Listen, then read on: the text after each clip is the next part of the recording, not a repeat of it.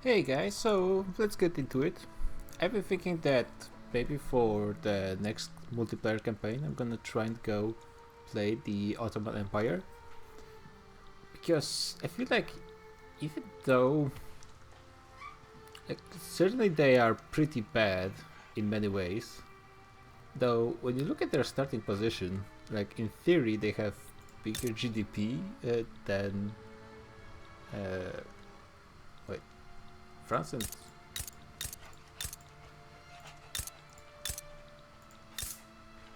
what? It was showing me different values just before.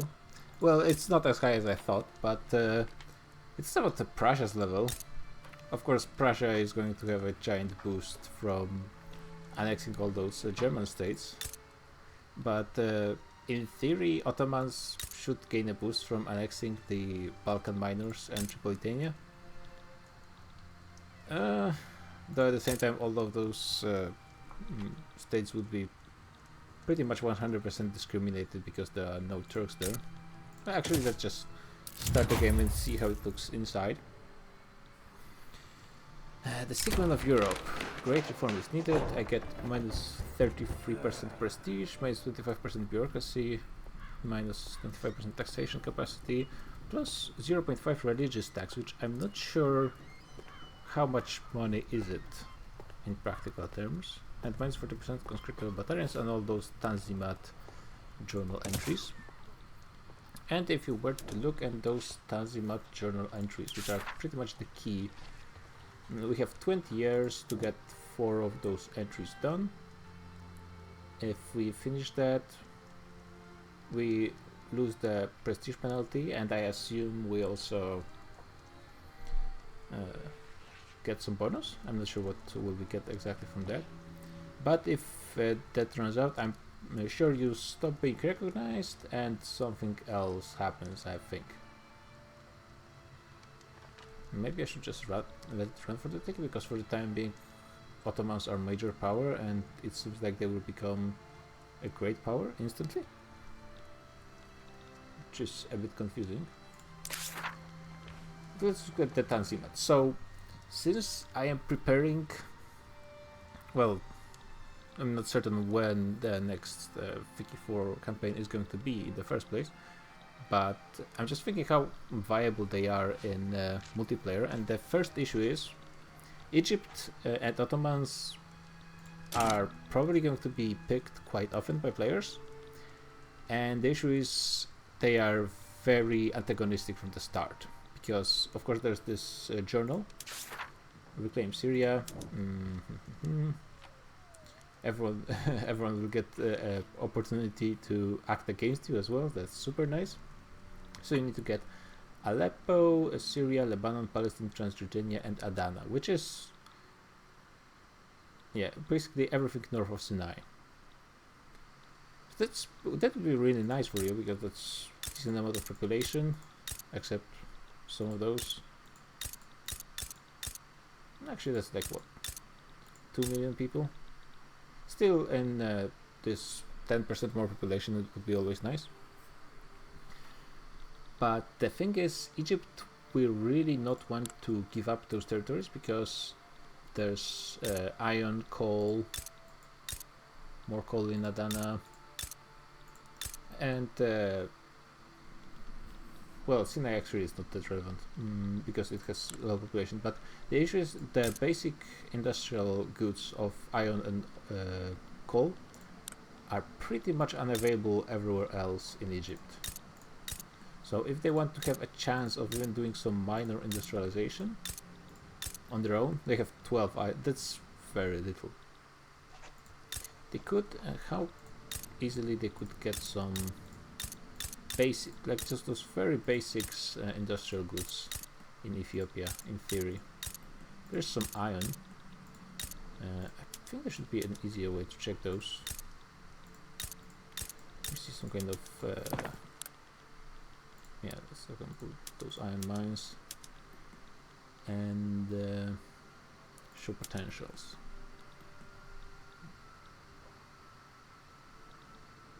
Not that much iron in Ethiopia, Somalia.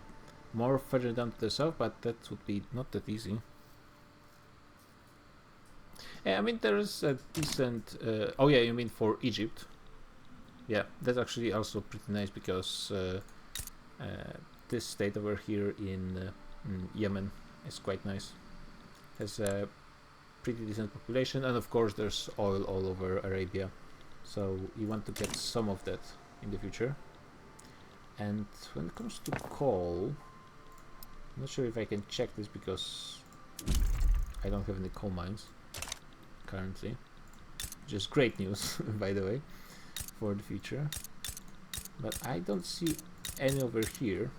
So this coal in Lebanon, which is 44, that's decent, and another 35 in Adana.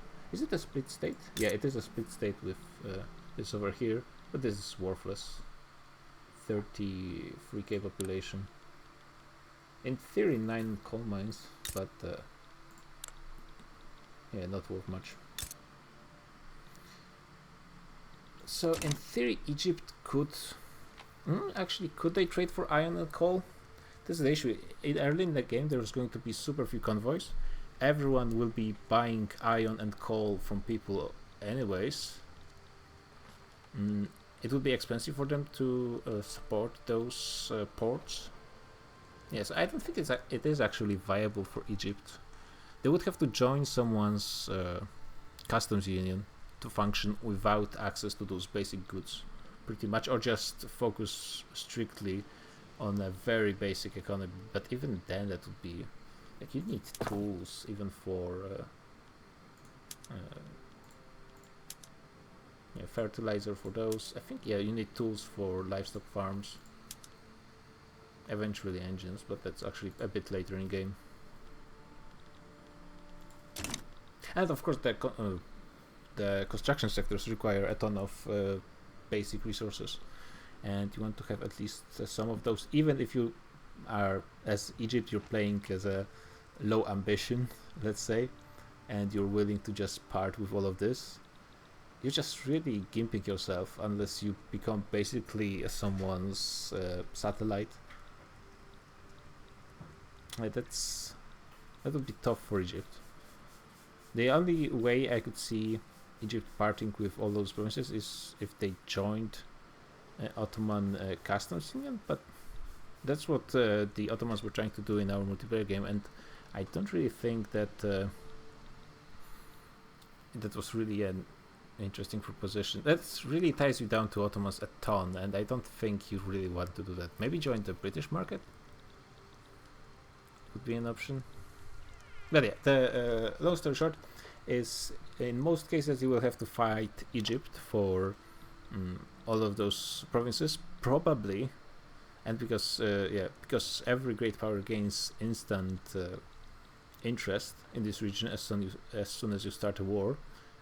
I think people will be in most cases against Ottoman Empire expanding, and that's because unfortunately you start weaker at the start. I think you have 165.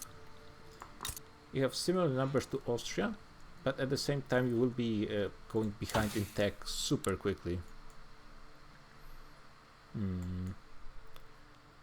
You have line infantry at the start, and yeah, it will take you a few years just to get even to skirmish, and I think Austria can get skirmish pretty much almost instantly, or about. Yeah, basically your army starts okay-ish, but very quickly you get overtaken in technology, and once that happens, defending might be possible, but pushing would be very difficult. And of course, since Austria and Russia both have access to ports, they can just move troops to Egypt if they decide to support them, and at that point you're really not going to be able to do much. And I really don't think either Austria or Russia would be very happy about just letting you expand in this area, because Austria, for the first part, they are almost guaranteed to go and accept all the cultures in the Balkans, because that's very easy for them, and that's pretty much the best thing they can do. Remove all discrimination, just one change of law, becoming Austria-Hungary. And then they will be very interested in gaining access to Wallachia, I'm pretty sure, because Wallachia is one of, I think it's one of the best states in game. It has a decent population.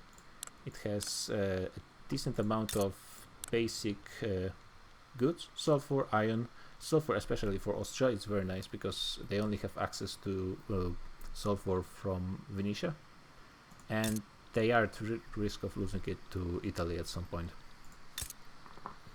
Even if there's no player on Italy, they are at risk of losing it because the AIs are going to be spamming the event to increase radicals in Venetia, Lombardy, South Tyrol, and Istria, which is going to be very annoying.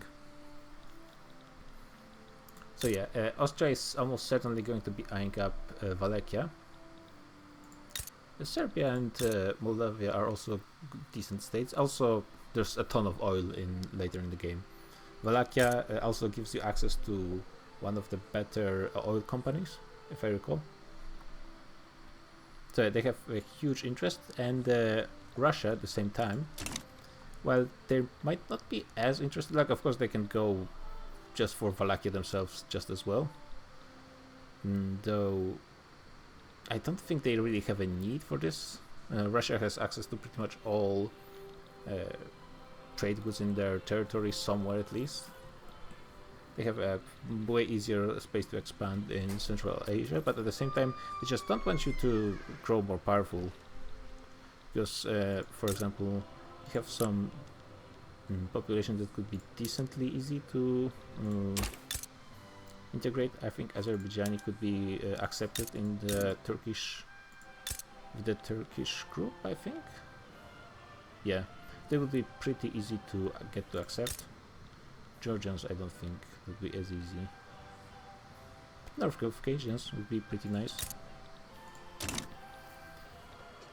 And yeah, since you're not really bordering anyone, I guess you could maybe play Austria and Russia against each other, but I think the chances of that happening are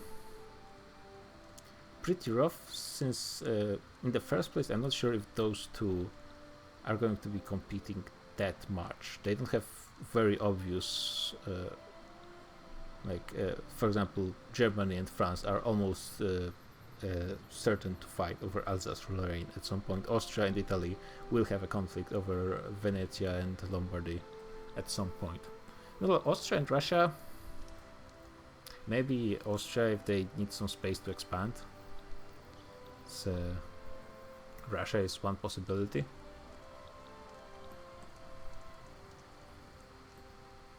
But yeah, so you're probably going to have to fight Egypt. You probably will have more enemies than friends in the Great Powers, because France probably won't care, USA probably won't care. Great Britain, if anything, if they go into some expansion in the Middle East meme, they probably don't want a strong Middle Eastern power themselves anyway. Yeah, so most people would probably want you to stop being a great power, basically. And that's the issue. So all this talking for like 15 minutes has been to point out that I'm just attempting to see if fulfilling the Tanzimats is viable without going for the easiest one in single player, which is reclaiming Egypt. Or I guess Syria at this point, and then Egypt possibly. Especially since, to be honest, to be quite honest with you, if I were to choose one place where I would expand as the Ottoman Empire and I would get like free access, it wouldn't be Egypt, it would be Persia.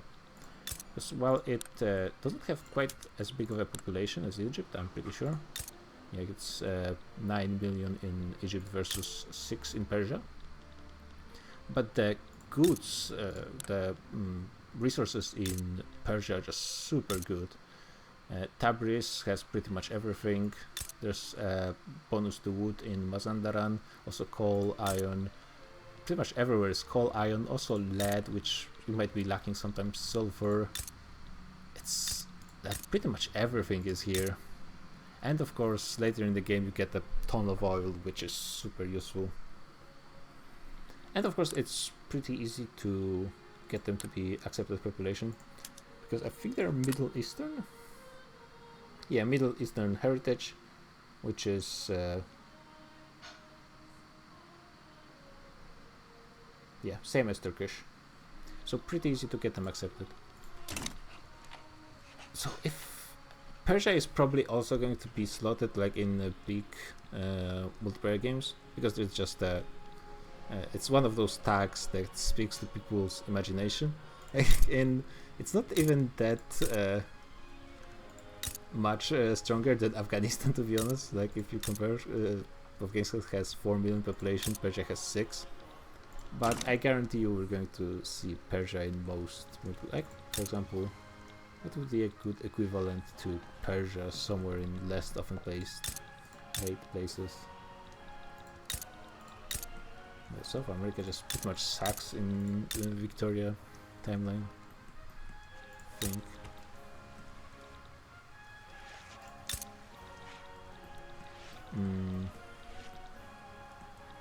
Yeah, probably. For example, we're going to see way more Persias than Dainam, even though their populations are similar. And Dainam, why they do not get oil? I'm pretty sure they get a ton of rubber, and also Indonesia is like the best place for all the resources in the game. So yeah, getting Persia might not be possible in most games, but that's something I would certainly be very interested in. Yeah, so that's all the issues. We're going to disregard the fact that at some point someone might declare war on Ottomans and just try to play with as little interaction with the outside world as possible, and that's including like doing actions on reducing autonomy. Let's look at those, for example. What's the chance to reduce autonomy on those guys? They do not like me enough for it to happen pretty much at all. Oh, Tunis is also... Is it? Oh, I didn't even realize Tunis is also part of the Ottoman market. That's nice. I think Tunis is a decent state, because that's all one state, right? And it's over 1 million population. Oh, I didn't even realize that. That's good. Though, as I said, like all those vassals... I think yeah, only the Britannia is a puppet. Everyone else is a protectorate, which means you need to reduce their autonomy a bit more.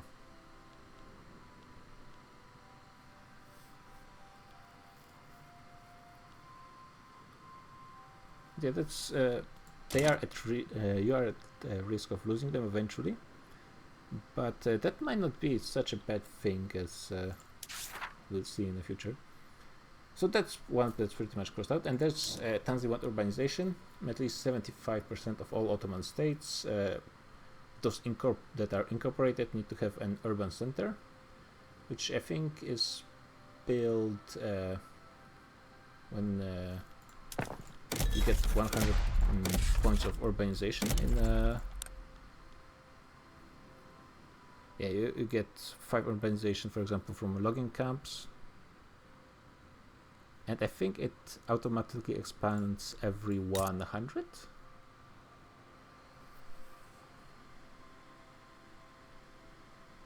For each 2 urbanization.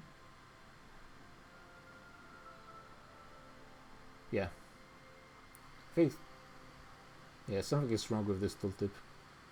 It shouldn't be like this. But then, I think this one is 100% doable. Well, at least just like I'm guessing it is, maybe it isn't.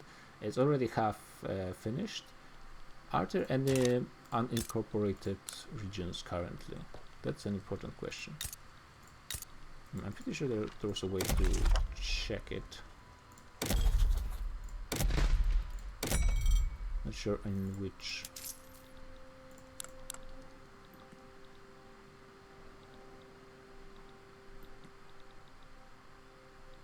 Yeah, unfortunately it looks like they are all incorporated, which does mean that we have to work about, especially those tiny ones.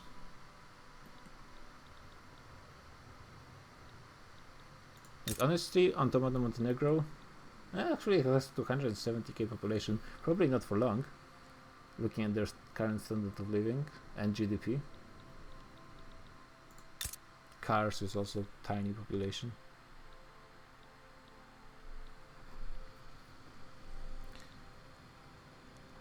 State actions. Yeah, they are all incorporated. Thanks, Matty. Yeah, I'm already thinking that there's a bunch of states like Adana, for example. If we try to just straight up give it away, maybe I cannot trade because yeah. Let's think about it a bit later. But probably reducing some of those states might be a decent option. They are not really benefiting the Ottomans currently, so maybe those islands, yeah, those islands are pretty much going to be useless very quickly.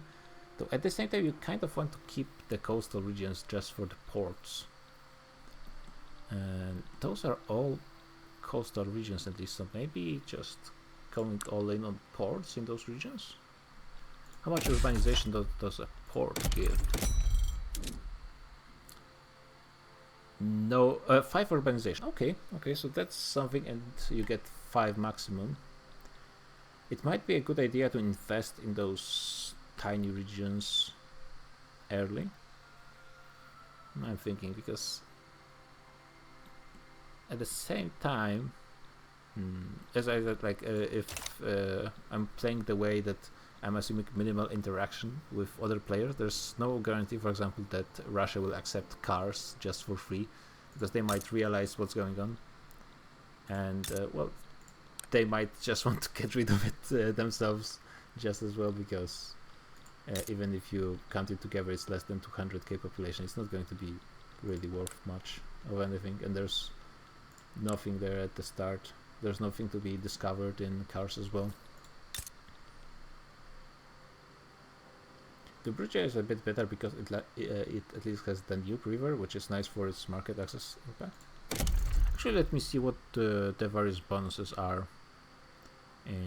So Tigris River plus infrastructure, but no market access. Euphrates. There's a ton of infrastructure in those regions, in basically Iraq. Bonus to agriculture, plantations, and reduced construction and infrastructure in the mountains, but that's not really too much of a problem. A bit more agriculture and plantations around the Adriatic, and yeah, the Danube in some of those provinces. Yeah, Valakia also gets a plus 5% market access, as if it wasn't a good enough state already. Okay, so basically a big part of playing as Ottomans in multiplayer is probably figuring out where to build buildings pretty much ASAP, so you get the urbanization required for this Tanzimat. Shouldn't be that difficult. I will have to look at those one by one pretty much a bit later. Educational reform. So building university level greater than 5. That's like you want to do it anyway, so that's pretty much a given. Increase the literacy rate of your people by 20%. To 20%. What? Why is it? Because by 20% it would be to like 13 or 14. Literacy. What? I hope it's not bugged in some way. This also looks interesting, and probably not how it's supposed to look. But okay, I'm thinking that for the case of literacy, we will be employing a ton of decrees, which should be, we have 20 years to get the segment of Europe. Should be pretty doable, I think. Just stack those up in the states with the biggest populations, or the smallest literacy, and it should be good enough. We will want to have a ton of universities anyway. What I'm also thinking is, yeah, what's the current literacy of some of those? Yeah, Thrace has 17% at the start. What about the state's bar population? Actually, states. That's all states. That's not what I want. I think if I go to here, right. So Ankara, Eastern Thrace, Albania is one of my biggest states currently. It also has a bit of oil, so actually it's not too bad, though I think they're pretty much all discriminated. Yep. Pop growth. I'm pretty sure it's going to even itself out once I let the game play for a bit. Oh, trade centers are also interesting because they increase urbanization as well. That's something to keep in mind. Just trading a bit more to get more urbanization pretty much for free because it doesn't require construction. But Albania has literacy of 11. So for example, Albania would be a really good target for edict. Ankara would be decent. Konya as well.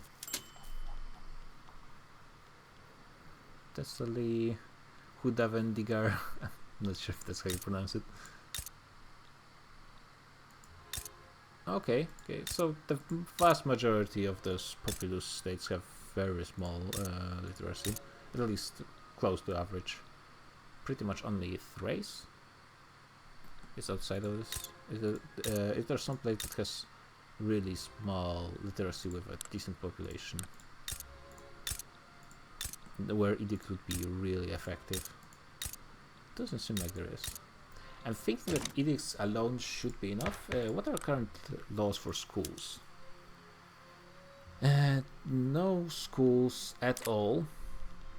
Doesn't seem like it would be that easy to gain any kind of those.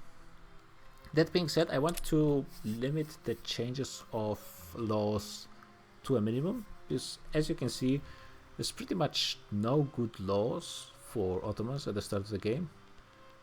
So monarchy, considering our current ruler is... Oh, okay, our current ruler is intelligentsia. That's... Is that good or is that bad? I think that's decent. Because we can get... we will suffer from low legitimacy in government. But it's not going to be too bad from what I can see, at least for now. And getting intelligentsia... this allows us to get intelligentsia in government. And the heir is also intelligentsia. That's actually good, because for example for Persia they start with landowners into landowners, which with how long characters live in Wiki 3, that guy pretty much can live to like almost the end of the game, certainly into the 20th century easily. So you might, if you don't switch from monarchy, you will be always penalized for not having landowners in your government, which you don't really want to if you want to be changing. Who is the interest group leader for intelligence? That's a good question as well. Actually, all the... I'm not sure. Are the... here's a moderate. Are the leaders for interest groups fixed? At least for Ottomans? Moderate... Pacifist for ulema, which is not going to be relevant for anything basically. And local governors also moderate. They're all moderate, which is, I suppose, fine. They have their own special name, but I don't think they are different in any way from standard landowners. Yeah, I think they're just normal. I don't have the DLC for exiling people, actually. Wait, I have for exiling, but I don't have for abdication, which I guess that's good because abdication is not that relevant since the guy is in intelligentsia. But could I exile someone?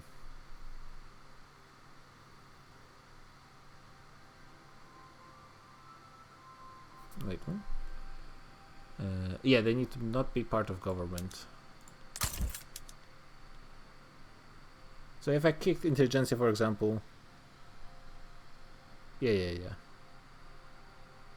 I'm not really as I said, I'm not really sure if I actually want to do that right now, though, because I've think about it for a bit. But the thing is, let's look at the laws. Actually, autocracy. That's actually not too bad. Well, political strength for aristocracy, it's pretty bad, but at least you get authority, which will be important for edicts.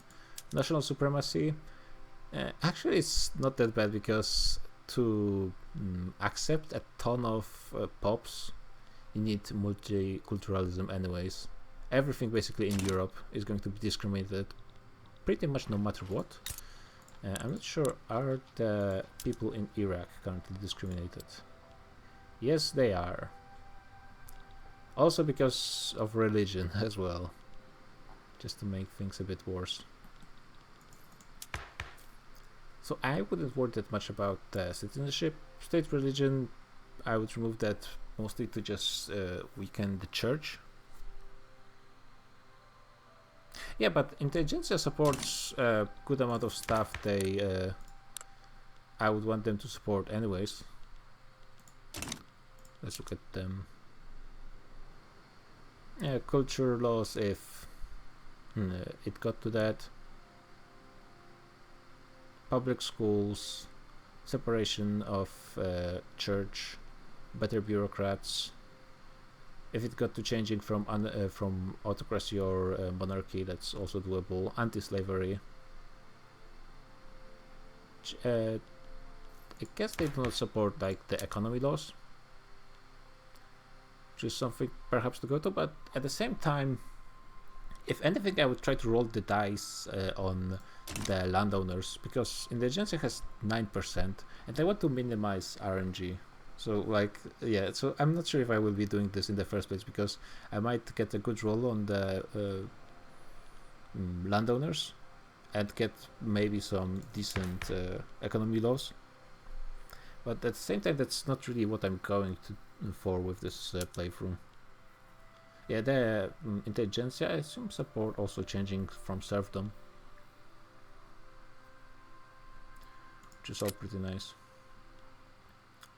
Is there any good law? Hereditary bureaucrats, that sucks. Peasant levies, it's very bad. No home affairs. Traditionalism, the worst one. Mercantilism, the worst one. Land-based taxation, not the worst one, but close to it. Serfdom, no institutions. Censorship, and no migration controls. Oh, that's interesting. So this actually explains why in our multiplayer game, when the Ottomans joined the British Customs Union, everyone left because there was no even migration controls, so even the discriminated pops left. And no migration controls, it's not hugely, as long as you stay in your own market, I suppose that doesn't really matter. And those, except for slave trade, which is obviously an issue for multiple problems, mostly just the power of landowners, but also the slaves are not really productive members of society when it comes to paying taxes, so you have to get rid of them anyways. Yeah, so actually no actual good laws for Ottomans to start the game with, which is an issue. And yeah, and passing laws is very RNG based, so yeah.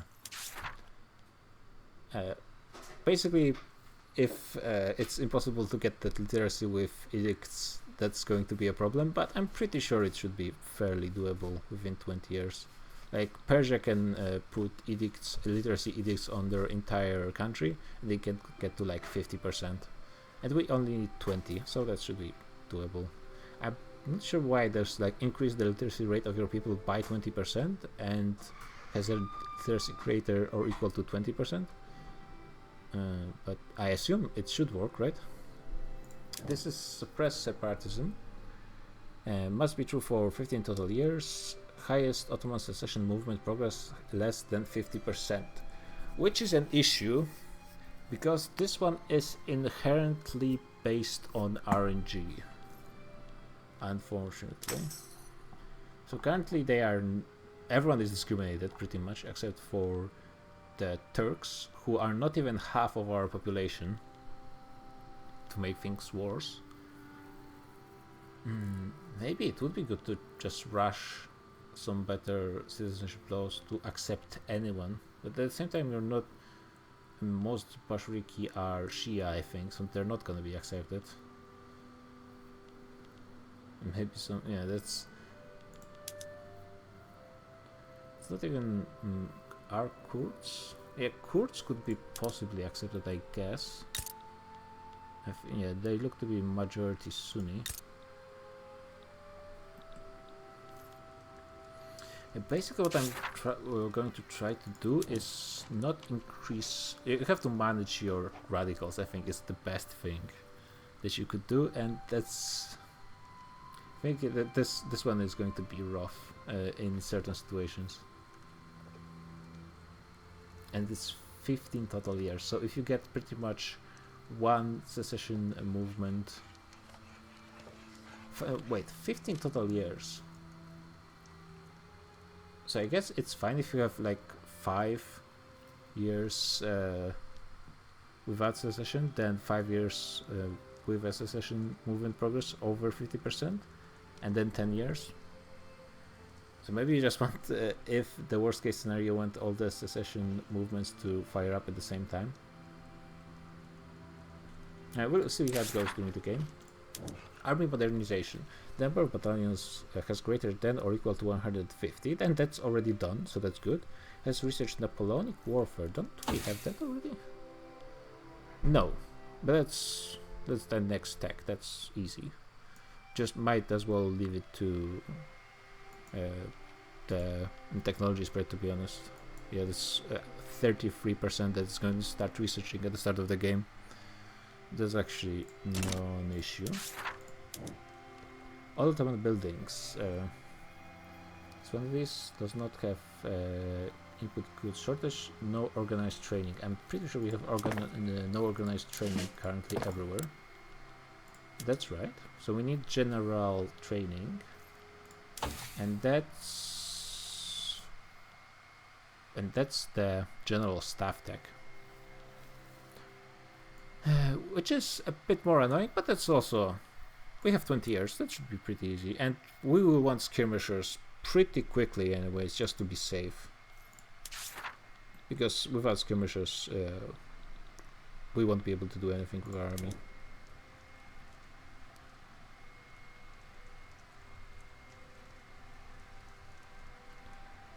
We do have some leeway to reduce the military, but by about 10%, so that's not really that important.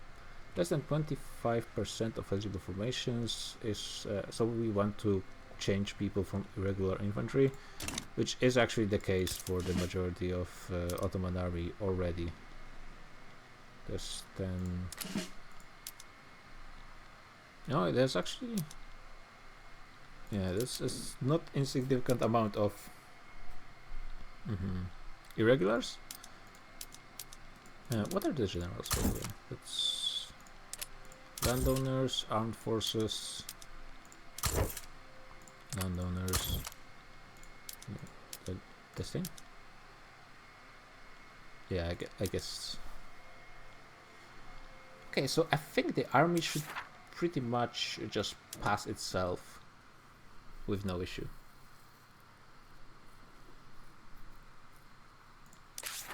And bureaucratic reform, so what does it require?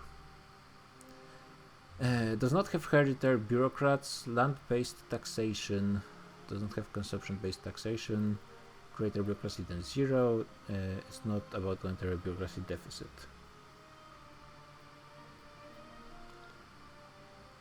Other than passing the laws, that's pretty doable. So we would need to change from land-based taxation and from hereditary bureaucrats. And that's not going to be easy because landowners oppose appointed bureaucrats. We would probably want appointed bureaucrats at the start because just to get the taxation capacity, because that's thing we're severely lacking currently. And switching from land-based taxation. Who is supporting this? Yeah, landowners are opposing. It would be pretty nice if you could go instantly to proportional taxation. But industrialists are not supporting that. That being said, that shows 18%, but it's almost half of that is marginalized. Petite bourgeoisie and rural folk are not even part of the equation. So we have 10% in armed forces. 10% is not the worst, actually. Is there a possible viable government with armed forces? Oh yeah, this is viable. It's not ideal, but it's a possible option. This one with reduced taxes would be 50%, so that would be actually kind of nice. Yeah, this monarch does monarch and strong landowners does give us some more leeway than you would usually have if monarch was also landowners. Yes, just intelligentsia alone, despite having on not even 10% crowd, they have a 61% legitimacy.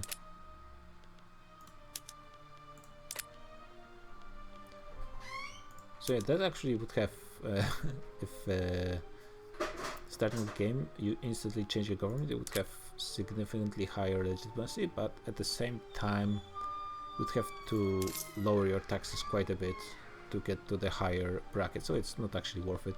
I'm pretty sure we will be needing all the money we can get pretty much for the entire game. Okay, we need to pass 4 of those. Army is a given. Suppress separatism, I think we can count on that for the most part. Will fail if highest Ottoman secession movement progress greater than 50%. Ooh, it will actually fail. That's rough. We'll see how difficult it is to fulfill this one. Education should be pretty doable. Urbanization with some planning, more or less careful, should be doable. Reclaim Syria, as mentioned in the basically the plan for this campaign, is not possible. Which leaves us 4 with possibly replacing Tanzimat with bureaucratic reform, which is not going to be easy, because the landowners oppose both hereditary bureaucrats and land-based taxation.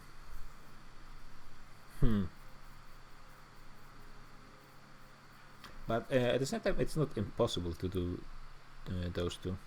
Also, getting rid of minus 25% taxation capacity would be really nice.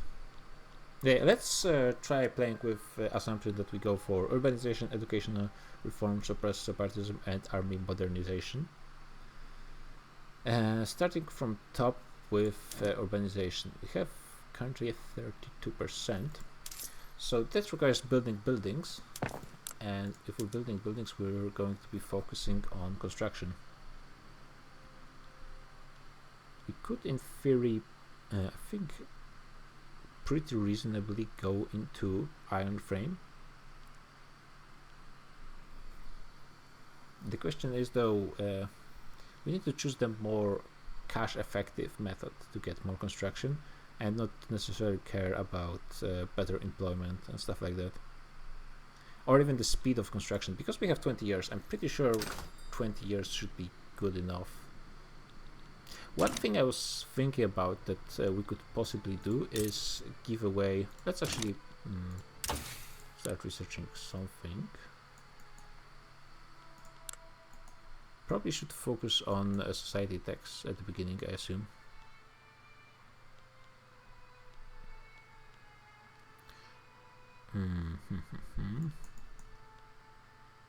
Those don't really matter. Probably focusing on getting more cash, pretty much. Yeah, I guess this one is good enough. I might change it in a second. I just want to let the game play for a second.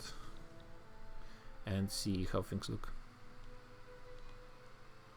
Okay, the Sunni ulama pretty much start being happy, which minus 10%. Is this like their specific Muslim ability? Yeah. This is actually pretty good for us. This is what we need. Does the monarch have any bonuses? 5% more authority, that's good.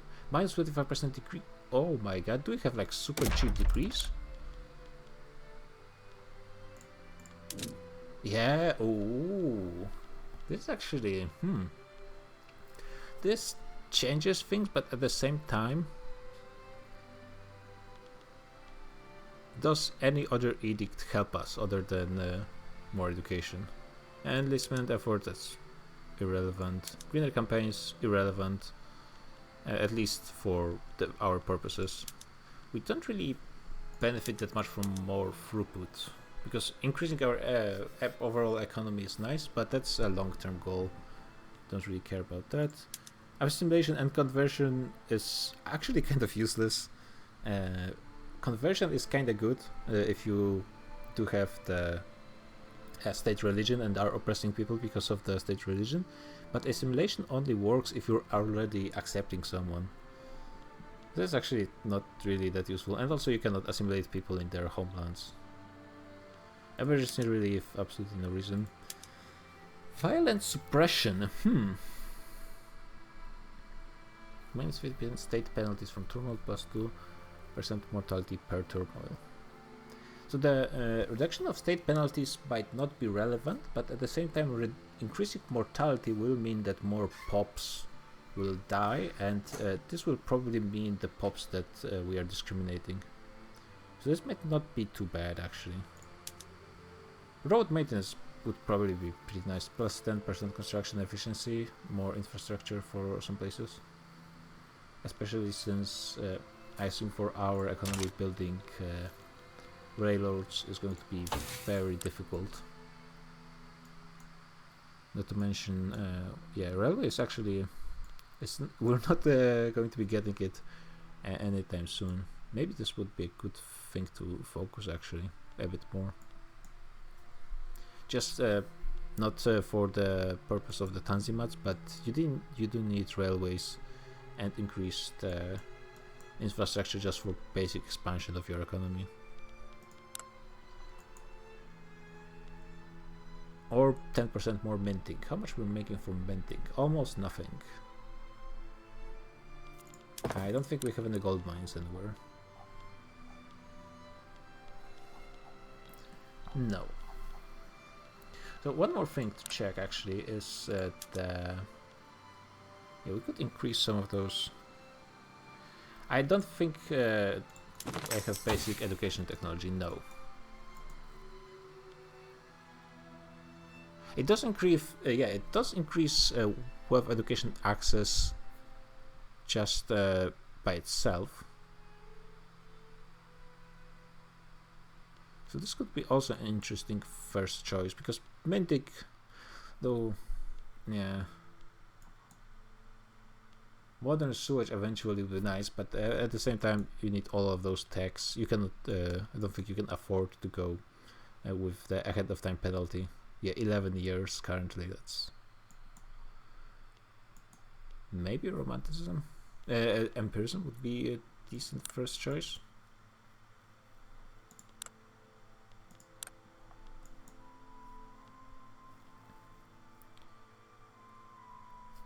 Yeah, reducing loan interest rate is not relevant for the current purposes of Ottomans. Maybe just basically rushing military, just let's say for the safety. And also getting more ports would be actually pretty nice, because more ports means more trade, and trade is more urbanization for free. Is there anything in the production I would really want other than railways, but that's so far away, it's a bit of a longer term plan. I don't think there's anything that would really help me.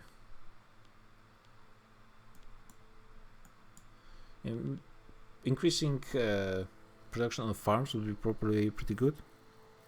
Oh yeah, but the market access bonus is always nice. I forgot about that. That's true. And 10% as well. Yeah, that's actually a good thing to go for.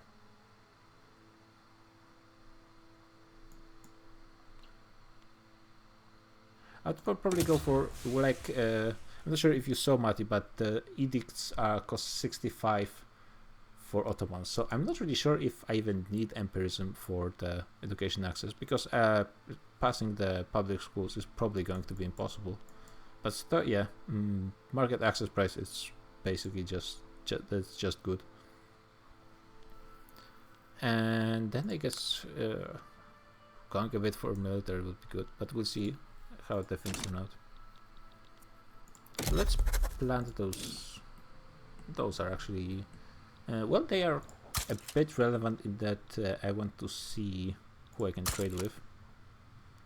So getting some of those would be pretty nice, actually.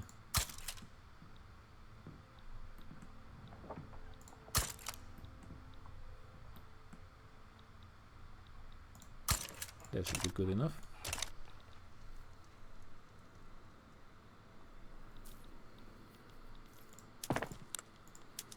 There is some private construction. Definitely we want to increase those. But let's get some edicts going. Decrease, sorry. Here, here, here, here, here, here. Let's just plant them pretty much everywhere for the time being. How many can I plant? Yeah, pretty much everywhere. Also, I think literacy increases the possibility of the discriminated pops becoming radical. I think I recall something like that. So doing that too much in regions that I now will be discriminated for pretty much the entire game will probably be good to be avoided. And I can switch some of those, like Cyprus and Adana is probably not worth it. But switch them to road maintenance in case I need more infrastructure somewhere. So that's good. That's one good thing, that there's a ton of authority to spare, and it's very cheap to get edicts. Oof, Cyprus is not going to be a nice place. Like the islands are just going to suck. The way currently game works, or islands are going to suck. I wonder why is the pop growth so tiny for the Ottomans? We'll see if like after I let it run for a year or so. And I've been thinking. So all farms give 5 urbanization and cost 200 construction. So that's pretty cheap, but at the same time I don't want more farms, because farms mean stronger landowners. Mines are 400 cost, but they do give 10 urbanization, so mines wouldn't be a bad idea. And logging camps cost 200 and give 5, so that's actually, yeah, this doesn't make that much difference. Though currently capitalists only come with logging camps. There are no capitalists with coal mines. Gotta take a look at that in a second. Arms industries 20 urbanization per 600 construction. Okay, so that's actually slightly more efficient than all those previous buildings. Less efficient than you'd think, but the mines give only slightly less urbanization than other buildings, but I guess makes some sense. I definitely don't want military shipyards and steel mills currently. They are more expensive, and we are focused on urbanization. Okay, so actually building some more focused industries would not be a bad idea when it comes to urbanization, but at the same time we probably want to start just with gaining resources.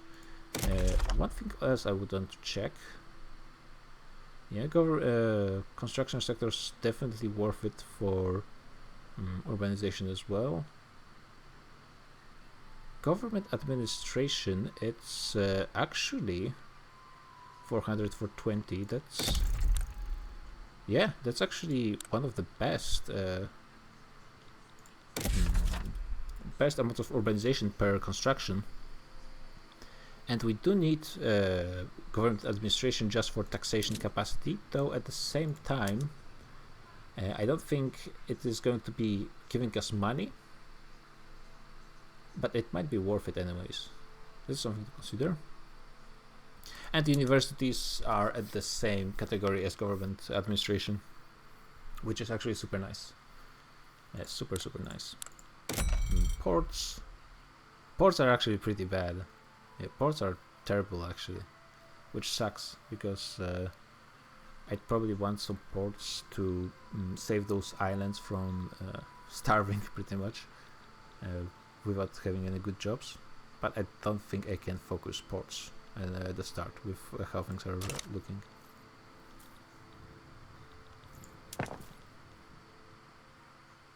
To start with a decent gold reserve of over 1 million. Can I see which states have urbanization currently? I don't think there's a map mode for that, unfortunately. Other than just...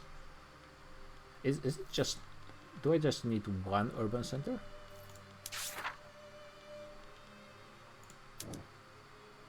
Okay, just one. Okay. I mean, that sounds pretty easy, actually. Too bad it doesn't... it doesn't give you anything. You get something from bureaucratic reform. And that's it. Others don't really give you anything. And you get claims if you get Syria. Okay, so basically just look where there are no urban centers and get stuff there. Albania should be pretty easy because it has trade centers already. Most places with big population already have. Now let's say custom. Since one construction center costs me 2,000 more or less.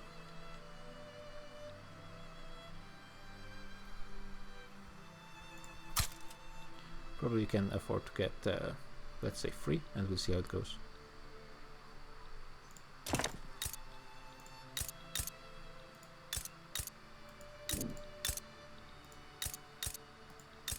Looking mostly at the goods. Doesn't really matter, to be honest.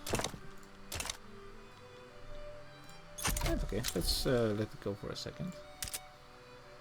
Low standards of living everywhere. Oh yeah, that's also another thing I should probably take a look at is before I really get the game going.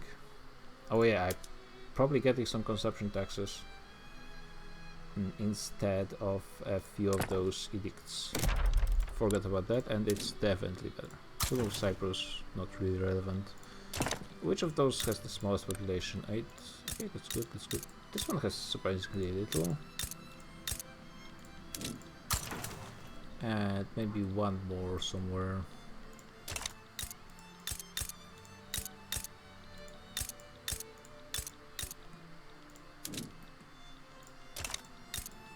Yeah, Basra, let's say.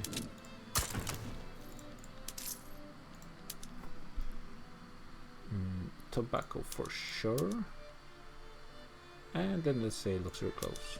This is going to be a nice boost. And I honestly think with how many edicts already are on, probably should be able to get probably should be able to afford to remove some education edicts.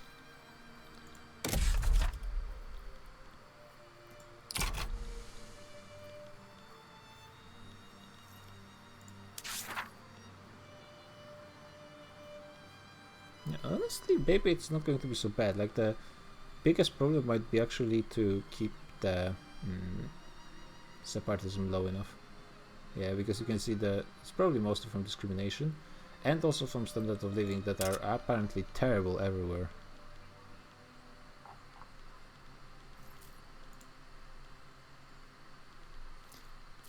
But let's look at importing paper, for example. Paper. Not really viable. Clippers, just get this over with. Clothes, why not? Coffee, let's get something productive. Apparently that's the way to do trade in this game, just check everything.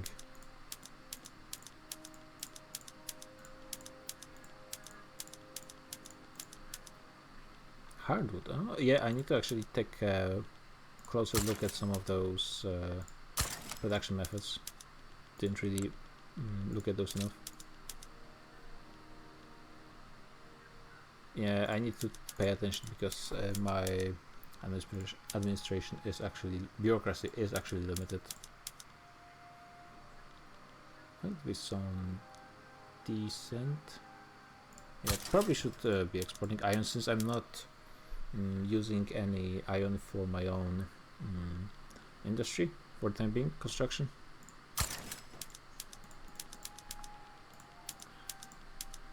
Exporting some basic goods would probably be a good idea. And in multiplayer as well, every player is going to be, the demand for iron is going to be skyrocketing in the game. So definitely something to pay attention to. There's a 10% construction efficiency, but I don't think that's really relevant. Let's speed it up a tiny bit.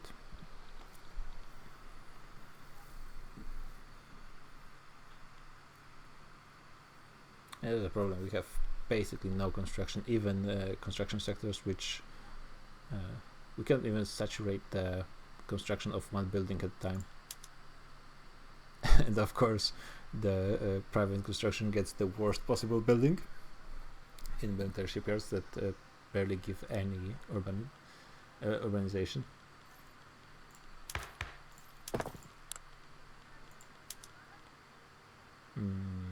Apparently there's not enough sugar. I think there should be a decent amount of silk. Increased employment. That would be actually good. We do start with iron tools actually. This is actually something that we could possibly think about switching out of, but for the time being it's fine, I guess.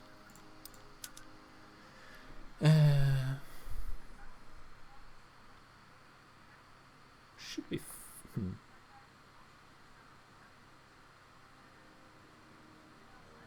maybe we should do it just to increase employment a tiny bit, but that's not really relevant either way.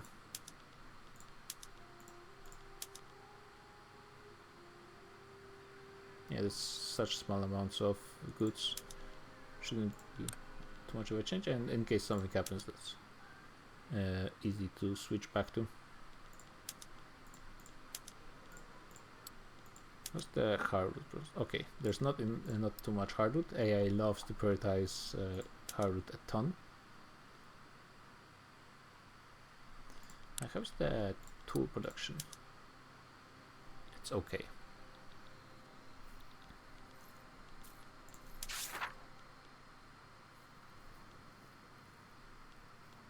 Yeah, you can see already we gain like a percentage in literacy, so that's pretty good.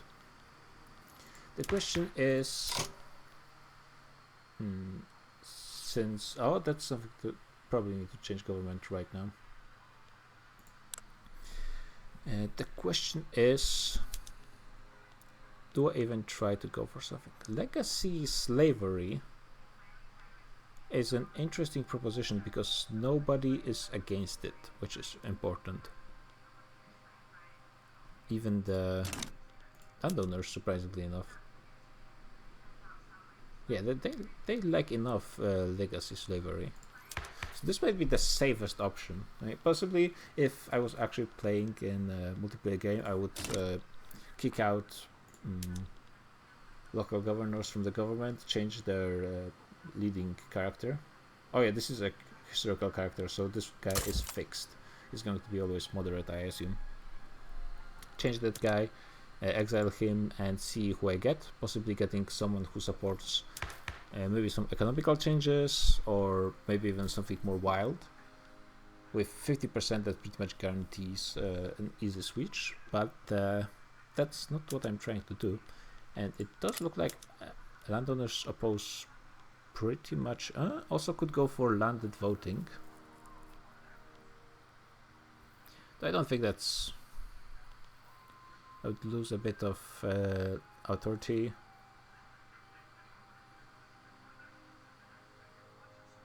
It would start some voting, but the aristocrats.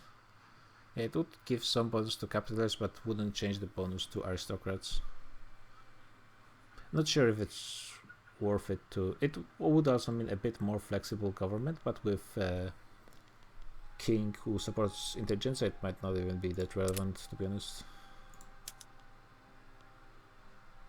Church is pretty weak, and definitely would want to weaken them eventually. Though 8%, that's might not be even worth the trouble. Yeah, the landowners oppose everything that's good for this nation. God damn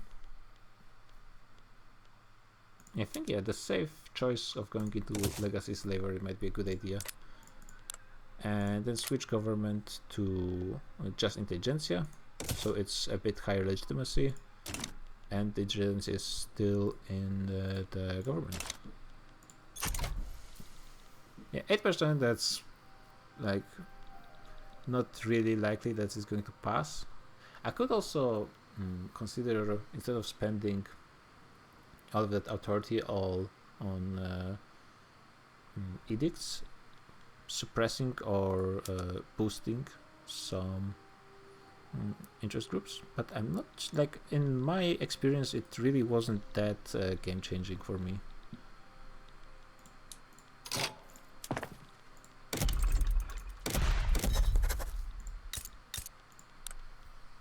Actually, you know what, I'm gonna pin states.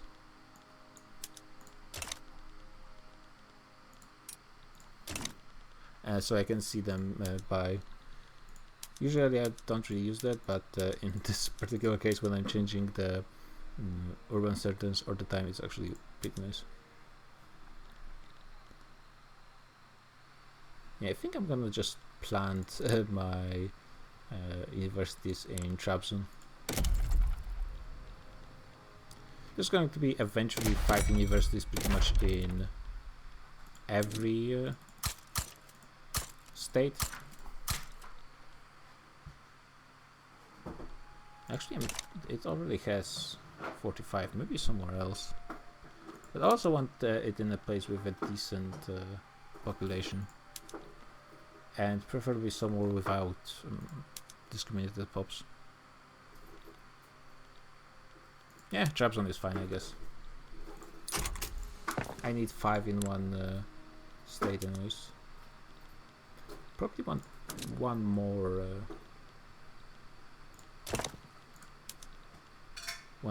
construction sector. Erzurum does have the minus 10%, but 10% is not really relevant.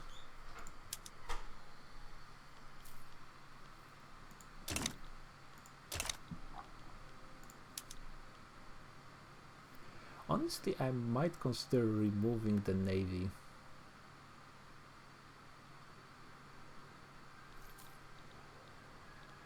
I think even in the multiplayer scenario, there's not much point in keeping them. It is number 5 worldwide currently.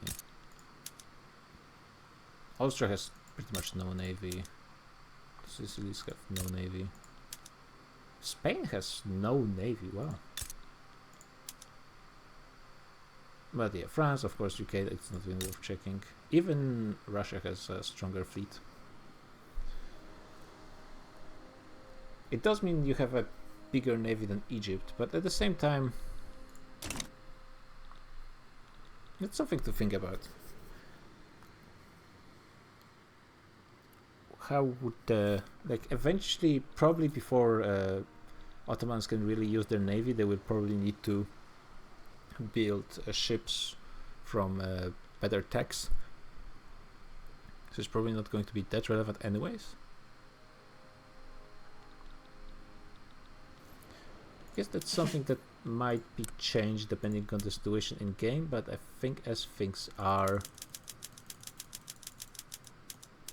for the majority of cases, if we're assuming that we're playing peaceful because we're not fighting Egypt, so I assume that's gonna get us into a peaceful enough situation, and we can just disband our navy, which gives us a ton more money for a bunch more construction centers. I should really not do it in a region that doesn't have a region that has a negative construction, but at the same time, I guess Konya would be good enough. 50 urbanization. Yeah, let's get some construction sectors in Konya. Could get 4 for this.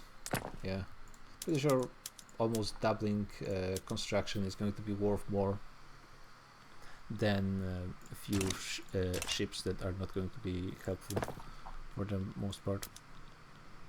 Yeah, army is much cheaper. Like in theory, we could remove. Wait, what? Weren't there more battalions? 170? Maybe I'm misremembering something. And we are a major power, by the way. Oh, because of the removal of navy. Yeah, that's one thing. That's... That does mean that our... basically, the biggest problem this creates is it increases our interest rate. Because I think great powers have like minus 50%.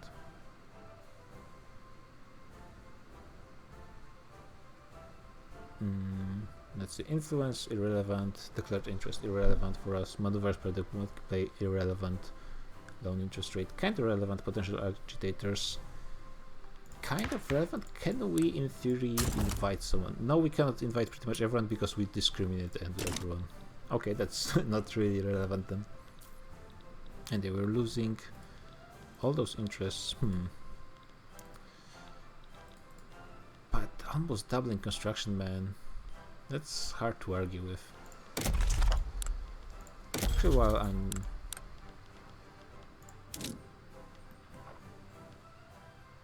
yeah, always worth checking if there's someone who would possibly want to change to your customs union.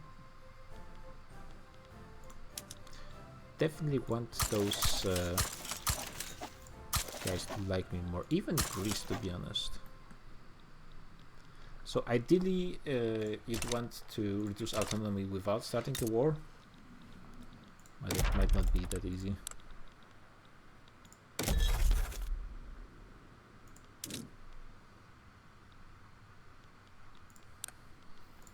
Yeah, getting Greece into customs union would be pretty nice. They probably hate me. Yeah, they pretty much hate me. It's gonna change slowly. Views as a mistaken enemy. I love those values in Paradox games. They want to reconcile with you because they want to reconcile with you, which is 500 points. Views Ottoman Empire as potential aggressor against other Papal states? Well, I guess fair enough. Yeah, maybe it's not going to be that bad.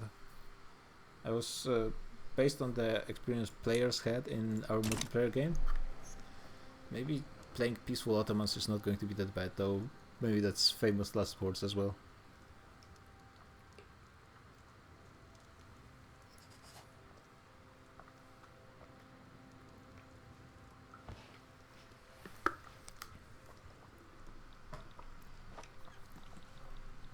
One fun thing that's going to happen is I'll be able to see the wild things AI does in a full single player game.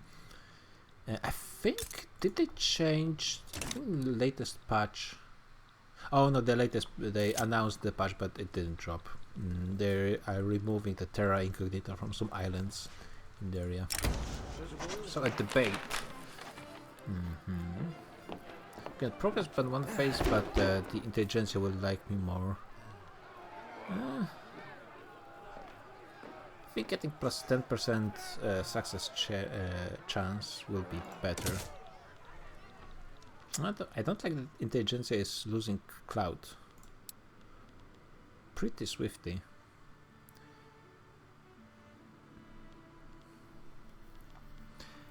Honestly, what might be...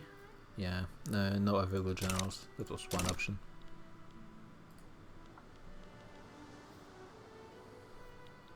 We'll see how fast the literacy increases, because it might be that boosting intelligentsia rather than focusing on literacy that much would be a better idea. Though at the same time, I am getting more bureaucrats, because I'm thinking that building more... Like in the early game for Ottomans, the priority are the Tanzimats, and pretty much everything else doesn't really matter. If you lose the Tanzimats, you're gonna be pretty much screwed. So that's something you need to do. Oh, that's nice. We're gonna pretty much get it guaranteed. So you need to focus that, and after that you can worry about other things. I'm not sure what I was talking about. But the thing is, I'm not sure how many edicts I need to get to 20%. Basically, that's the point. So for the time being, I'm not going to be focusing on boosting intelligentsia. Oh yeah, I know what I was going to is while getting more government administration is not going to be very helpful long term, because I'm not even sure if we're going to be making money with those additional taxations. But it is really good for urbanization purposes, and it's getting more bureaucrats and clerks, which is pretty much who should be supporting intelligentsia, at least in some capacity. Let's check. Yeah, clergymen, some clergy support. It should be available somewhere.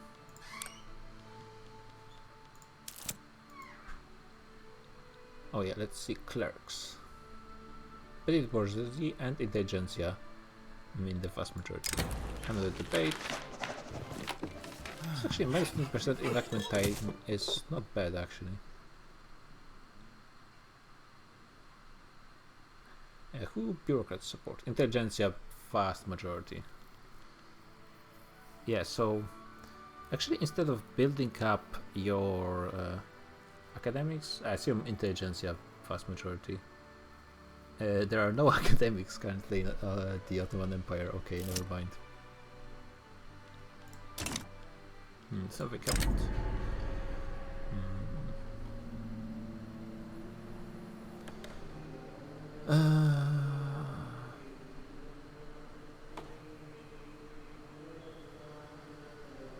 Oh, that's rough.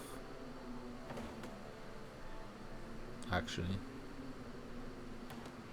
20% in Western Thrace. That's a lot. Yeah, we already have 500,000 radicals. Yeah, let's just try cracking down and see how it goes. Yeah, but instead of building up your economy, because there are so many laws that need fixing in the Ottomans. Like, honestly, pretty much everything needs to be changed. Focusing on boosting that, so you have actually a decent base to build up your economy from laws, might be more beneficial to focus on getting stronger intelligentsia and weakening landowners than building up your economy. Though building up your economy is going to be boosting industrialists super fast, which is also a great way to weaken landowners. Yeah, let's for this try, let's try and go with boosting up intelligentsia, maybe more government administration and so on. That was a lucky roll. I guess in 3 rolls getting 1 success. Definitely don't want to be losing interest in intelligentsia. Actually, I can afford more construction sectors.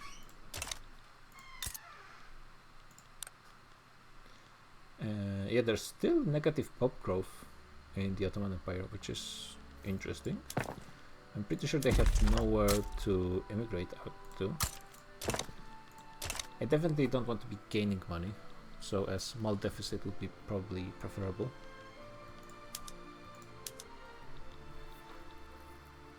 National militia. Yeah, I want to avoid using political movements because honestly, national militia would be better than peasant levies because it reduces the power of aristocrats. And the question is how easy it would be then to switch into professional army. What do industrialists like more? National militia or professional army? That's the question.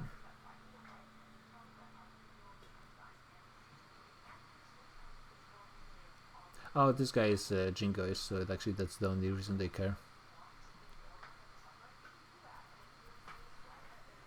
But getting some jingoist can usually happen pretty easily. Yeah, you can see that Western phrase is the darkest red color.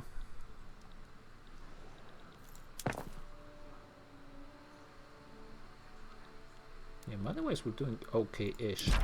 Removing the army, and there is still room for maneuver with additional taxes, certainly.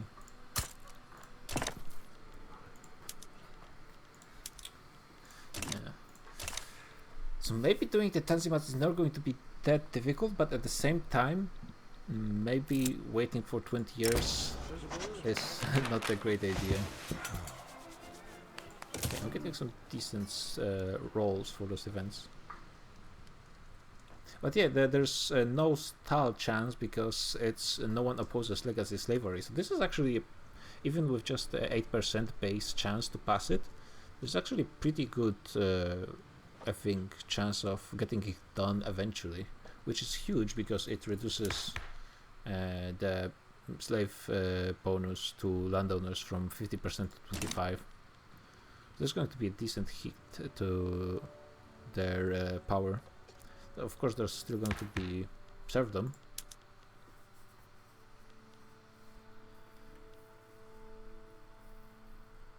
But maybe that's a problem for later. Yeah, everything else pretty much landowners oppose. So that's the issue. There's still enough money to get more construction sectors. The economy is booming. In a way, at least. And I wonder how much money is coming from that bonus tax that the Ottomans have from the start of the game. Yeah, isn't it Jizaya? It's well, I shouldn't even try to pronounce it, to be honest. Plus 0.5 religious tax. Yeah, but where does it show up in the income?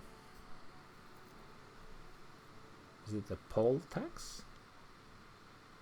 Maybe.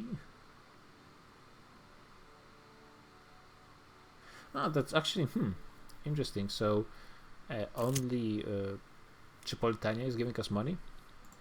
So perhaps going for reduction of autonomy on those Balkan states would be decent enough because it at least would give you some money, and that's something the Ottoman military certainly can do.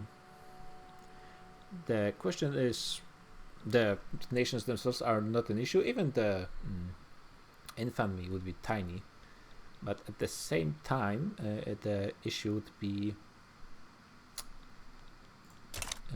other great powers. I think that's another big one.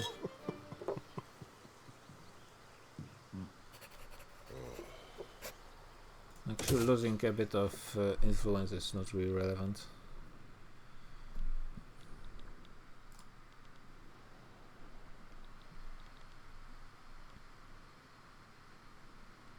Interesting that the armed forces have a decent support. I guess the army for the early game for Ottomans is pretty significant. Yeah, AIs are already building up their militaries, but just in Europe, it is bigger in numbers at least than Prussia, for example. The like number 5 Ottomans. Yeah, actually, I could afford even more construction sectors currently. Or perhaps doing something wild like switching to... Nah, probably shouldn't switch to iron frame. How much construction? It would triple the construction, but the amount of money spent would be also huge, and there's probably not enough iron in the entire Ottoman market. Yeah, even tools are a problem. Yeah, the current market for Ottomans is pretty horrible in a lot of ways, and it suffers from the like small markets and the early game. There's small, for example, there's only 80 groceries required, but because there's only 50 production, the price already increases to over 30%. So there's a small imbalance, but because the numbers overall are small, the effective price is very high. As well here, 100 tools is really not that much, but it is having a strong effect on the price. Like what, 2? Even at this level, 2 industries? Not even that. Not even that. I guess going for the military in multiplayer, that would be the safe thing to do, but at the same time, can you have skirmishes with peasant levies? And it only disallows the training methods, so that's not an issue. Shouldn't it disallow? Well, there are some good things actually with peasant levies. Minus 10% military goods is nice. 4% conscription rate is not insignificant. Oh, we have... Wait, what? So we have 5% conscription rate, but we have no available conscription.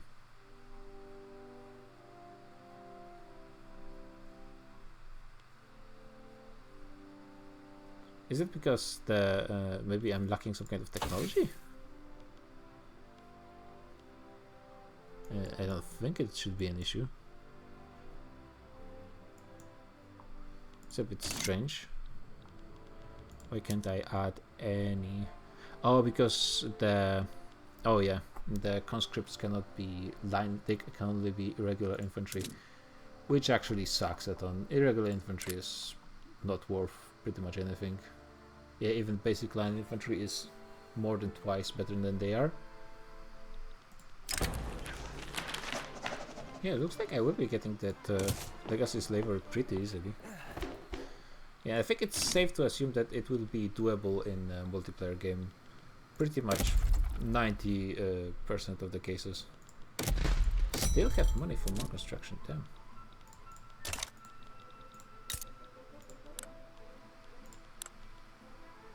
Yeah, this is going to be the last one in Konya. They're actually getting their urbanization building.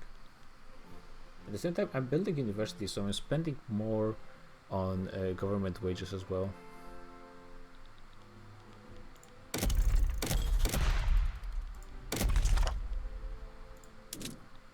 Then I guess I will go into government administration unless there's no good place to build those. Because I need to get at least the tax back from it. Let's say Southern Serbia. That would be free government administrations, which would be good enough. Yeah, let's still do it there. How is the urbanization? Because there is private construction as well at the same time. It's tiny. They're building, yeah, they're still building the shipyard. At actually, yeah, that's kind of a problem. Because that means... Oh, and that's done. Because I don't think I need the ships anymore. I guess maybe someone in my customs union is using those.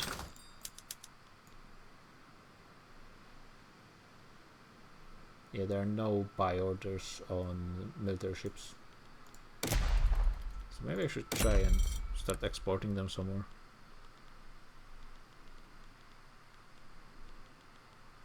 Clippers were men of wars.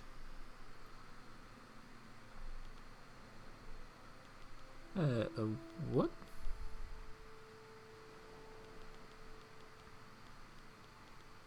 Am I missing those? Maybe they're not being produced yet? No, they certainly are, and...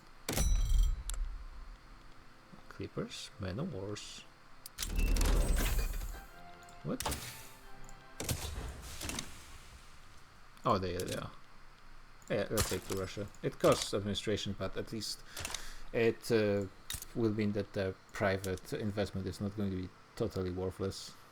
And it is 20 urbanization, probably in a place that doesn't have that yet, so it is worth something. Drafting these. We could lose the religious tax. Oh, or get a ton more radicals. Well, compared to what is already there, it might be not too bad.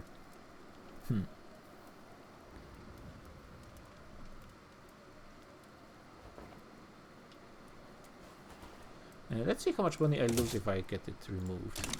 So currently I'm losing 8k, which is absolutely fine. In fact, I could even get more construction if not that I'm trying to be playing very conservative for the first time. It's probably a lot of min-maxing you could do.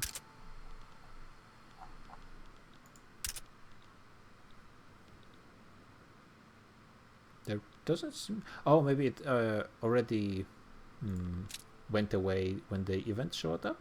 Possibly? Okay, losing 8k is absolutely... it's no problem. I want to get one guy promoted. They already hate me quite a bit, and it is increasing the price of military goods. Is that a special thing for the Ottomans? Yeah, definitely would want to try and remove that. Rural folk showed up, and they don't like me. Hopefully they don't get to -5, because that would be a bit annoying to get minus 10% technology spread, though at the same time it's really not that much of a problem. Yeah, we are... looks like almost pretty much every building we get is significantly increasing our income. Well, significantly as in visibly. And private construction is getting some good stuff. Yeah, tooling workshops is exactly what we need.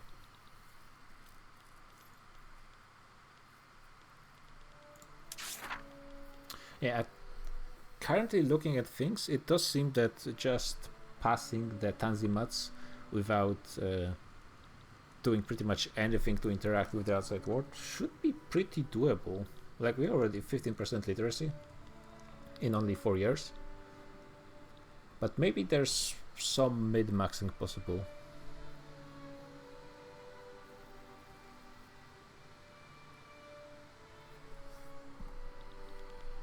Yeah, so let's, for example, Tunis loves me. What would you say if I asked you to reduce your autonomy?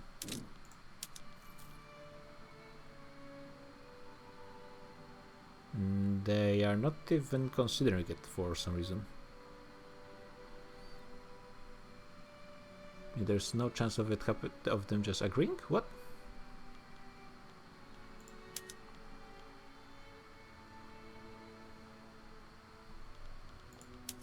Shouldn't it be an option for them just to agree? Okay. Well, yeah, I'm not going to be risking that. Just because I think we can... and also gaining additional provinces does mean that some of the goals will get harder. They would reduce the average literacy. Yeah, pretty much none of those places have, except Moldavia, apparently. Moldavia has the literacy pretty much what we need. And political movement disbanded, so yeah, okay. That's interesting, UI thingy. It keeps gaining 0 manpower. I guess I am losing 5% of my taxes because of the bureaucracy, so maybe keeping a closer eye on those. Yeah, I think I didn't add any trade routes for grain. Presidential Republic, oh, in Turkey and the Ottomans, that's interesting. Yeah, probably removing some of those trade routes. In multiplayer game, probably would be possible to get some trade routes, some trade agreements, and that would be probably really beneficial because there are still convoys available. Actually, let's see. I think it's safe to assume that some trade agreements would be viable, but not with AIs, which is fine. Gotta deal with the worst case scenario here.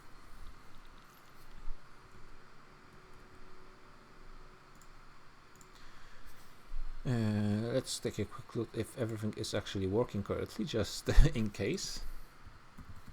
With the stream, I mean. Seems like the loudness should be fine. And someone pinged me. Oh yeah, people were discussing Ottomans. Yeah, take a look at it after I'm finished. More radical, and it's the same event as before. Interesting that it's Austria in cars. I think that's much less relevant actually. Let's see what happens with this event. Just it's not really relevant either way because there's not a big population here. Just to see. How is the... Okay, it's fine enough. How is the turmoil? It's actually not great, but I guess not. Oh, there's... Yeah, I guess those are... How did those guys even move here? What? How did they move from Africa here?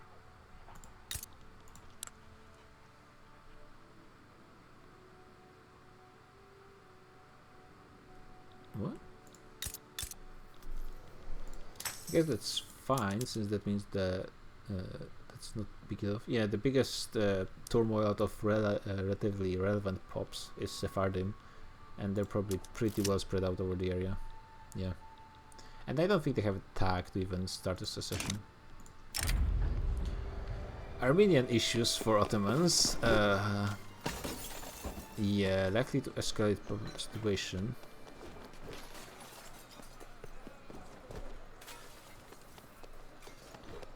$2,000 government expenses. Probably best if you're trying to...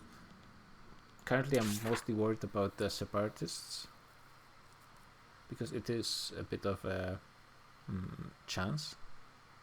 So we'll see how it goes. I am done with my construction at the same time. How am I doing on the urbanization thing? Actually, it's not increasing as fast as I would hope for, honestly.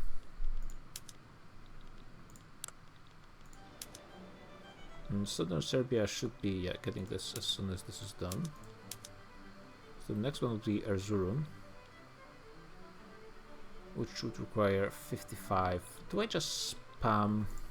And that's another question. Do I just spam more government administrations?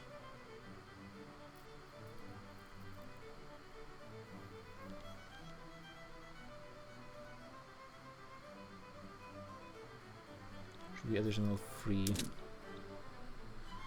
Would it be as good here, but 27 lacking tax. Let's try going for tax everywhere. If it turns out it's not the best idea, I will switch into focusing more on some industry. But I think maybe it's worth trying to go for administration, because in theory it should also power up my intelligentsia, which is a decent priority.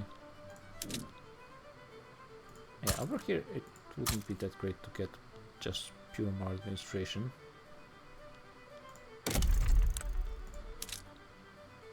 How much? That's 5% urbanization. And how much they need?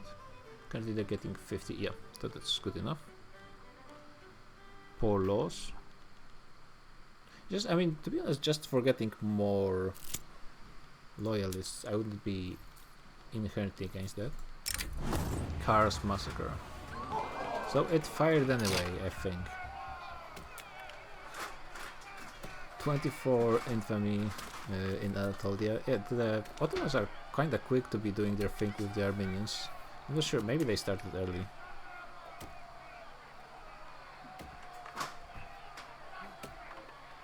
Of all Sunni pops and Orthodox pops are becoming more radical. And that's just for cars. Okay, that's actually fine. And I think this one is fine. I don't think anyone would actually oppose the poor laws. Which one was it? No, of course the landowners would oppose it. So that would be an issue. I ideally want them to like me a bit more, just so I can piss them off a little doing one of the changes in laws. Because as it stands, they might get radical, and that would mean a civil war that is pretty difficult to solve. Well, petite bourgeoisie is certainly gaining more clout. Intelligentsia is not really.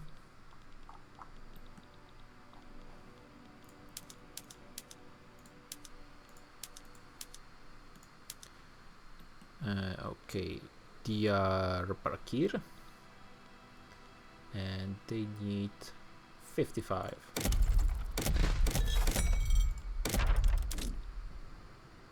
Don't really need that much taxation, so let's just get 55, so 35 more. That would be 7 lodging camps, and I actually cannot get any of those. Coal would be fine as well.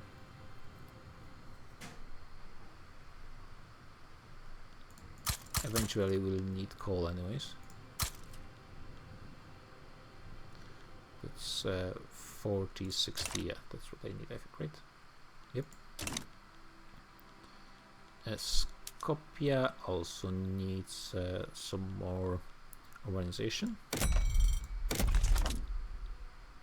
Just one of those. Let's finish the military side of things. Probably more logging camps over here. And how much do they need? They need 41, which is an annoying number, so 21, that would be 5 logging camps, which is decent amount, but yeah, we'll need a ton of logging camps everywhere anyways at some point. We'll see where I will be standing once they're finished with all of this. This is a few years already. I might actually want some more construction, just because I'm kind of worried that I'm not building fast enough.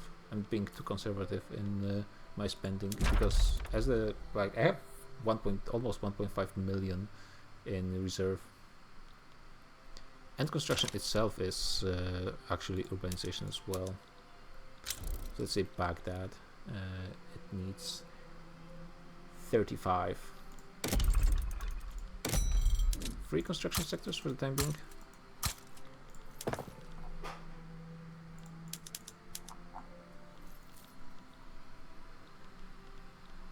Just to increase spending. Intelligentsia doesn't like me, even more than before. That's fine.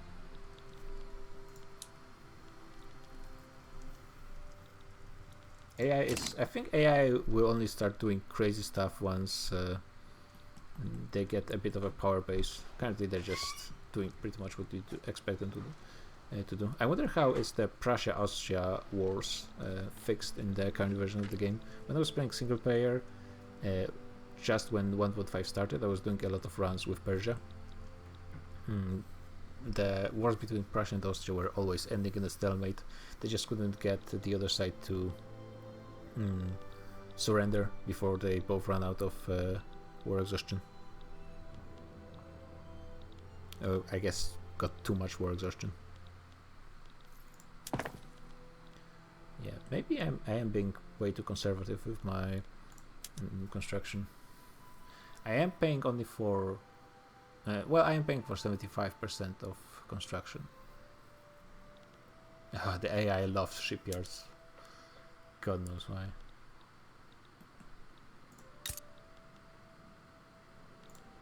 Let's just go a bit wild. I have so much money currently.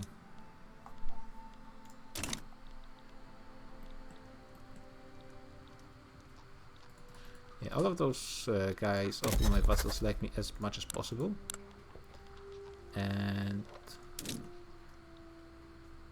yeah, I don't get a chance for them to just agree, which is, I'm a bit confused. Am I missing something?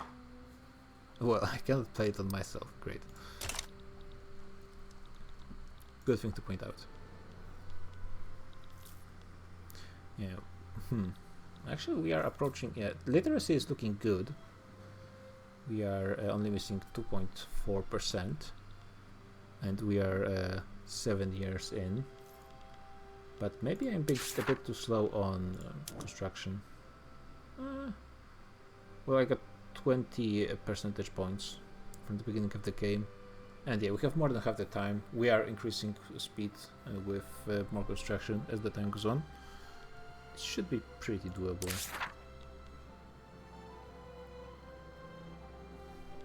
One thing I didn't really play with is I could also decrease the wages. I probably want to stay a major power at least, though do I really actually care about that?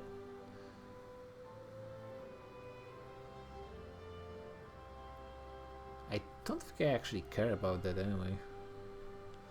Yeah, that makes intelligentsia like me less, which is something I probably want to avoid. Maybe I want to actually increase the government wages so there's more intelligentsia. I think that's how it would work. The pops would be more interested in working and they would have a bit more clout because of their wealth. But I'm not sure if that's worth considering. Reducing military wages is probably a good thing, and I really don't care about my position as long as I'm recognized. That all can be fixed eventually. I am starting to eat through my gold reserves, but as long as there are any reserves, that's absolutely fine. I really don't care. And I'm starting to build more than one building at a time, which was pretty much the goal for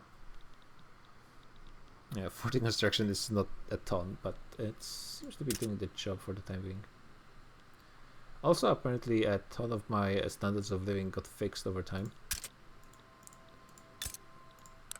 Even on the islands, despite them still losing population, like the East Asian islands are already basically at the population level where they are almost unfeasible to get them anything. Yeah, there's a ton of events. I wonder if this is specific to the Ottomans, or is it I will need to check that on the wiki later. Let me actually note that down. Whispers of Insurrection.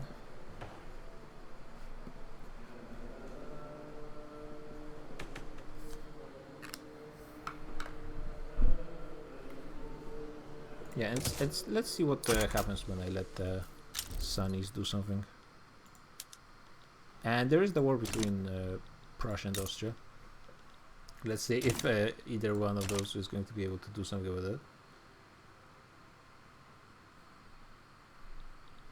I am about to run out of money, but that shouldn't be too much of an issue.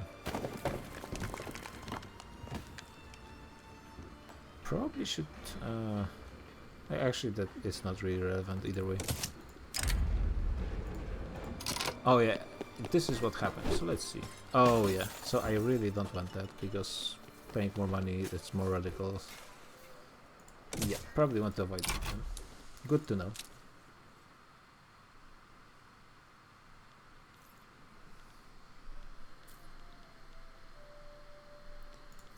Okay, so definitely want to.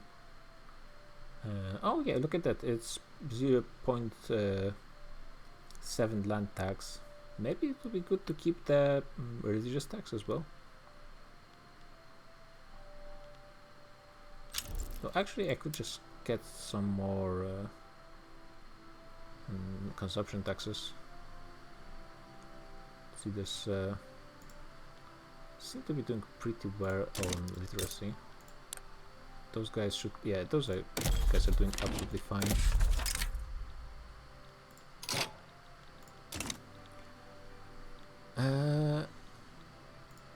I mean, honestly,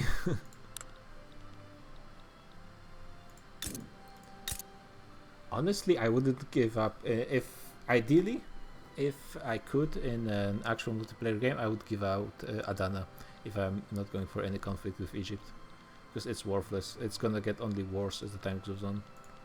There's 9 coal, which is not like coal is a problem for me, I don't think, actually. Maybe I should take a look at that. Yeah, there's plenty in Serbia. That's not a huge amount, honestly, for Ottomans. But it's good enough. And I'm pretty sure there are more, at least in some places. Yeah, there's a ton in Wallachia. Well, ton in Wallachia. Lead is absolutely fine. Even in Montenegro, that's... Sulfur is okay, not great. But there's more in Wallachia, of course. And, yeah, and plenty of iron. So yeah, I actually will just accept that. Mostly for the sake of not actually fighting a war that would change the situation more than I would want to. But ideally I would want to avoid a war. And even more... The verticals are increasing rapidly, like in places like cars. That's actually not really relevant because there's not that much population there. Yeah, I was going to remove some decrease before all of those things start happening. So this doesn't need this. Definitely want some more. Discussing of good enough literacy. Yeah, maybe I should just change places that have those edicts anyway.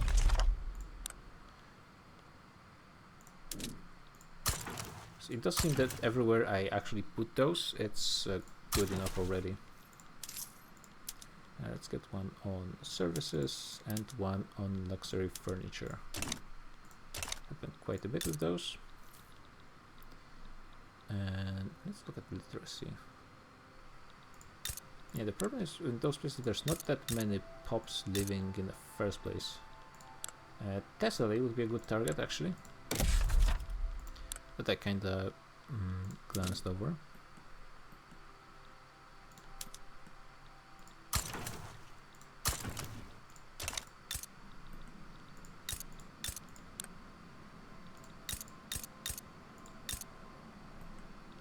Yeah, pretty much the literacy in a lot of places is as high as I want it to be. I don't want my literacy to be too high because of the discrimination, and also literacy is decreasing your population growth. The population growth is tiny for Ottomans still. Probably, yeah, because the standard of living is pretty rough in most of the empire. So that's even more reason to not increase literacy too much. And also from what we played, it kind of looks like the universities give you enough technology spread, because they do not only give you focused innovation that you can spend on technology like this, but they also increase your natural spreading. So for example, yeah, like in Romanticism. And since it's spreading to 3 technologies at once, it's pretty much always the majority of your technology gain. But you can boost it even more with a ton of universities, and universities also give you qualifications, which is the other thing you need from literacy. Oh, Austria is also fighting Russia, so yeah, that's not looking great for them. They have Spain, and there's also Great Britain. Yeah, in theory, Austria should be losing this, but I've seen impossible happen already plenty of times. Yeah, Austria is not defending that well. The numbers are not too big fighting. Actually, Bosnia already has a urban center, so probably there's not much I want to build there currently.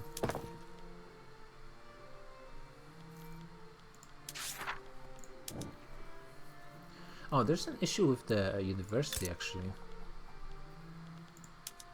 Oh yeah, they cannot hire enough people. Okay. So maybe I should just build it in Eastern Thrace. It should have, yeah, it should have big enough population. The problem? Or maybe... Oh, it doesn't have the... It didn't have the decree. Let me just plant it there then. This should solve the problem pretty quickly, I think. I'm starting to get some credit, but that's not too much of an issue.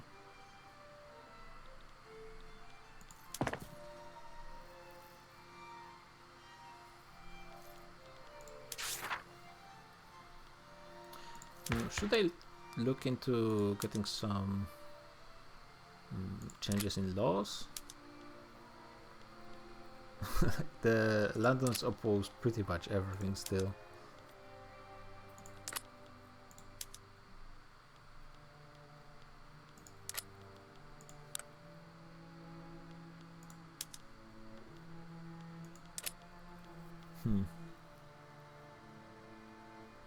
They are losing clout slowly, even without me using my authority on them. Yeah, we're about to get to the halfway point.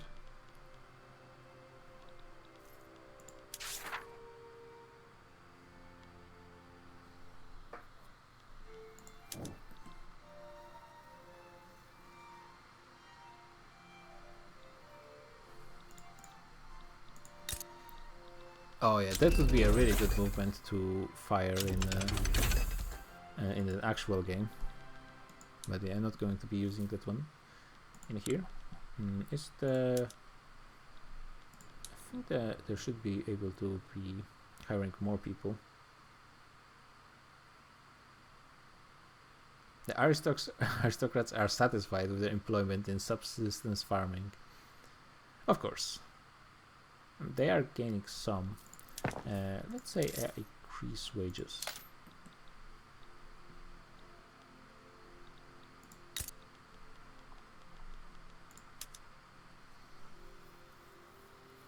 Is it not that much?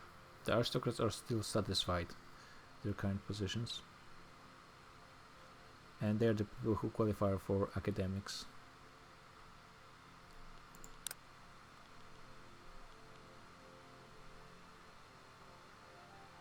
Yeah, I think the academics are the bottleneck here.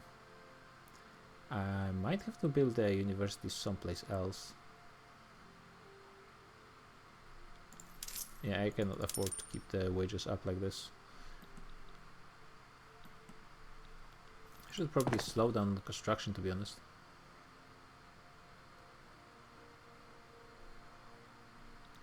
Just to avoid getting into too much debt. That's not too bad, but... And that should give me a moment to think whether I should focus on... eventually, with the increase in literacy and qualifications, other pops should also be joining the university. And it is slowly increasing, but it's nowhere as fast as I would want it to be. Petite bourgeoisie is joining the interest groups, which is nice because I think both petite bourgeoisie and rural folk could create a workable combinations with intelligentsia, giving me that a little bit more percentage chance to get some laws. Yeah, intelligentsia pretty much hates me based on the laws, which is not too surprising. This is way too slow. People are just too happy with their subsistence farms.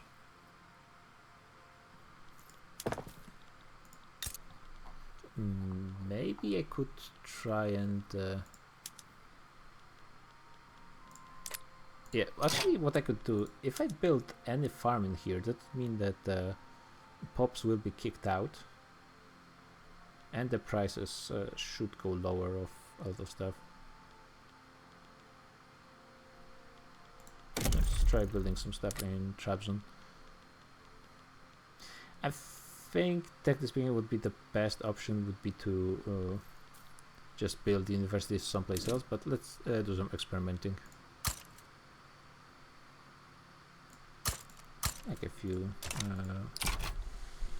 grain farms and see where it go.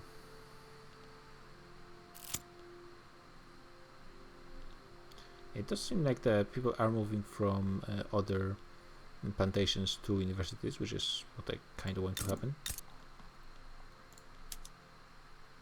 There are some issues with the subsistence farms, keeping all the educated pops. Albanian insurrection. It's a slaves insurrection. Which is annoying. How many slaves are there in Albania? None. Really? It does seem like there's none. So there's currently okay, so the radicals here. I don't think this will actually do anything. Yeah, though you can see that there are some places with a ton of radicals in the Ottoman Empire.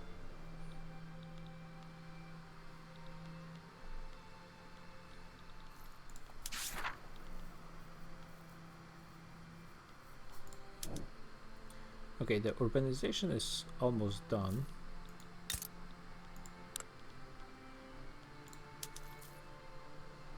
And this is worrying me a little bit because this needs to be done. I need those academics in here.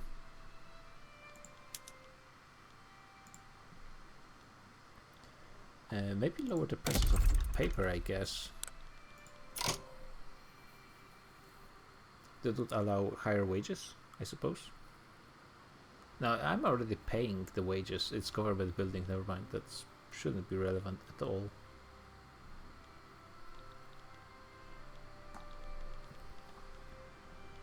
Let's look at some other places to get urban centers.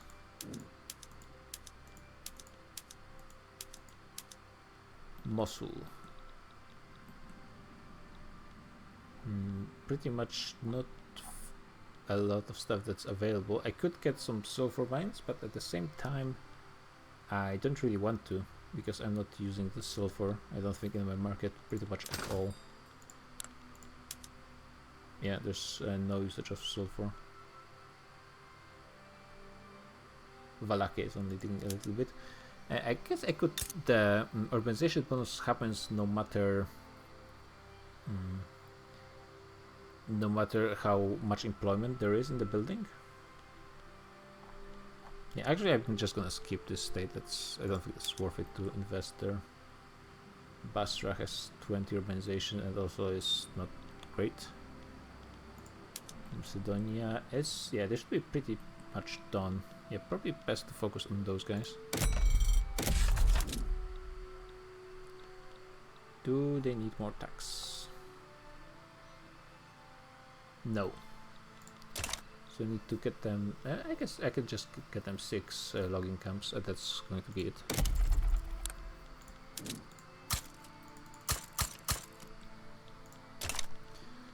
Macedonia Dobruja, which is the annoying one, because it's going to be difficult to maintain their population. Maybe if I focus on it from the start of the game. Currently need 16, which would be 12 lodging camps.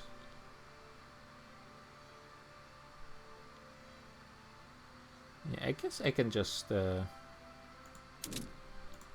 them some fishing wharves, and then that's how many of those? 4 and 8 of those. Yeah, and then see how many more I need. How many more urban centers I need after I'm done with those. I think I just need like a few more.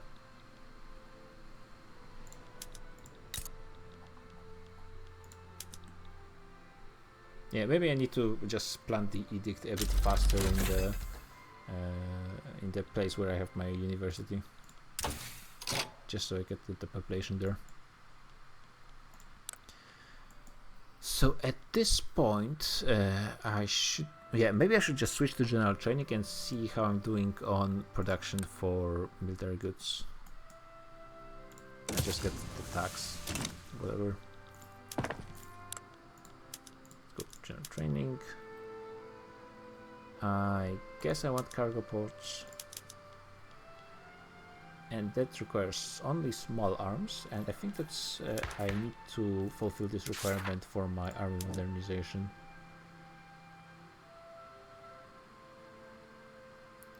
I did more of my units became irregulars. Yeah, I mean, ideally I would want to upgrade them not to skirmish infantry but to line infantry. Yeah, that's how I do it.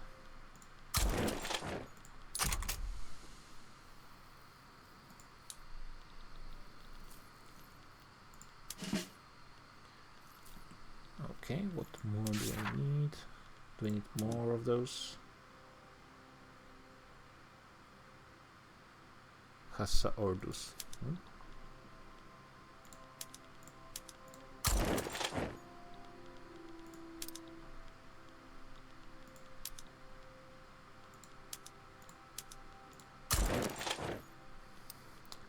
Yeah, this should be getting most of this, right? 50%, yeah. It is going down. And they have no input goods shortages, pretty nice. I am losing a ton of money for various reasons, but that's fine.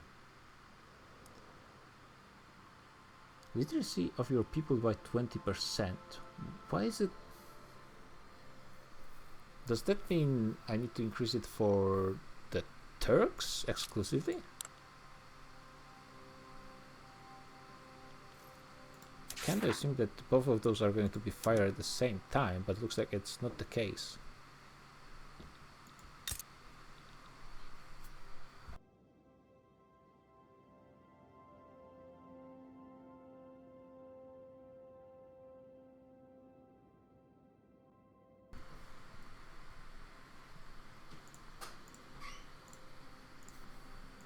Okay, let's let it run for a second and see where it goes. Maybe I need to focus on just Turks, maybe. I really don't think there's any amount of Catholics in Baghdad of places. Yeah, there's 500 of them. But I think I also need to crack down on them because the other event is even worse.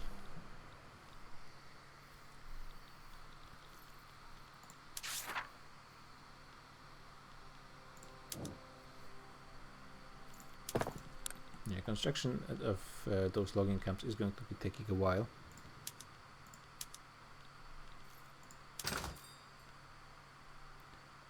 Probably need some arms industries actually. Yeah, the shortage is showing up currently, so that's something to be fixed as soon as possible. I guess I could. It's not ideal because they will not have the efficiency, but I could get them in Mosul, for example, which is bigger population, Basra or Mosul. I guess I'll get them in Mosul. I need like 5 buildings here. Yeah, they have only 5 currently urbanization, so I would need to get all 5.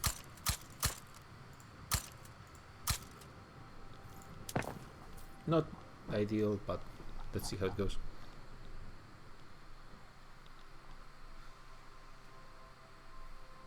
Yeah, and I'm losing a lot of money, but I am actually not that worried. It's only 3k interest. If I stop constructing, I will have a massive income. So, well, massive. Good enough. And that's another good one in a professional army. That would be really nice to get for a lot of reasons. And everyone is supporting that, but I'll try to avoid using that.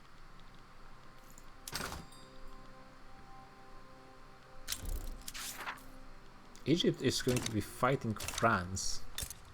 They got really bold after I allowed them to. And 2 Sicilies are also against France. Also, I guess the war between Prussia and Austria did end up being a truce, as it usually did. Because I think if either of those won, they would start annexing the minors, right? And that didn't happen, so as always, failure. Yeah, they're not getting much support from their allies.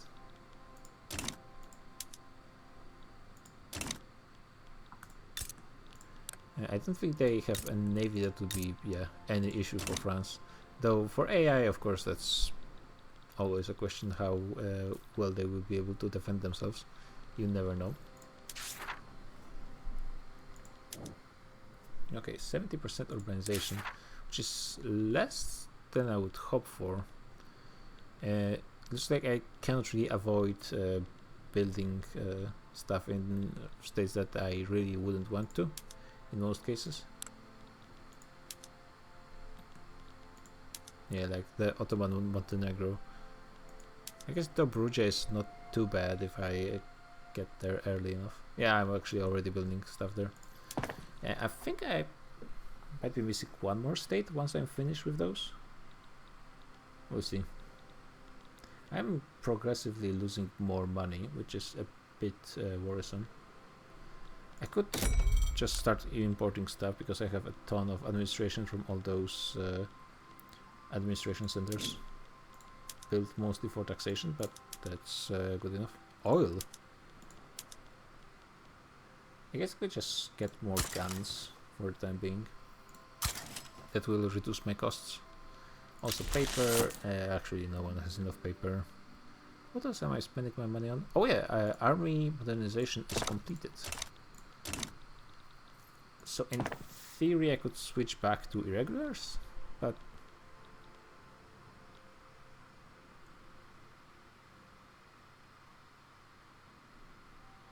I'm not sure if that's even that much of a problem. Can I import some clippers, please?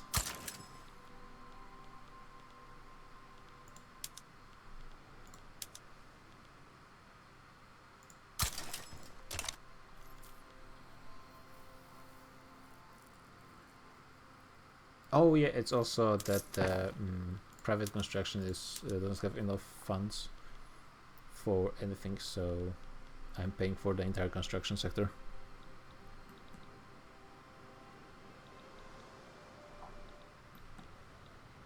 Did Holstein expand? I'm not sure if that's the it's always been their shape.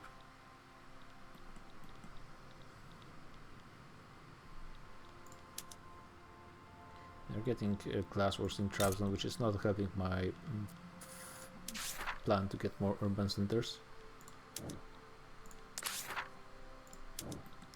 Increase the literacy rate of your people by 20%. Huh.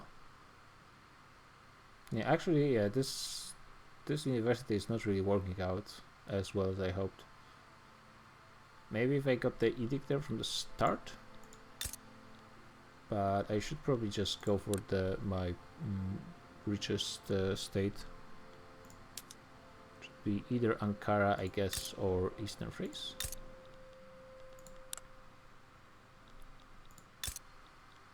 Yeah, they both have almost 30% literacy. And just plop the universities there.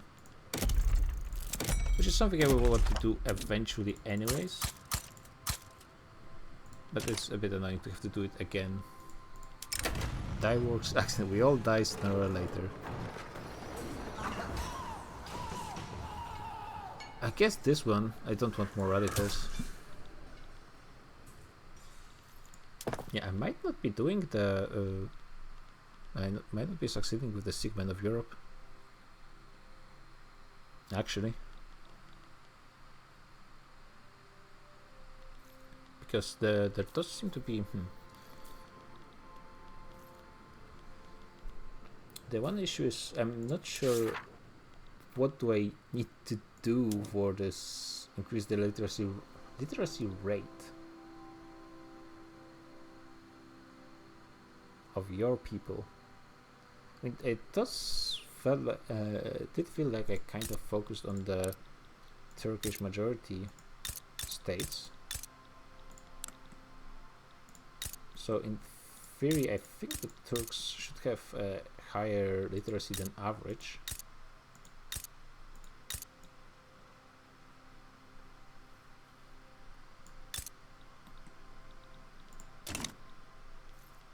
Can I check it? Is it something in cultures, maybe?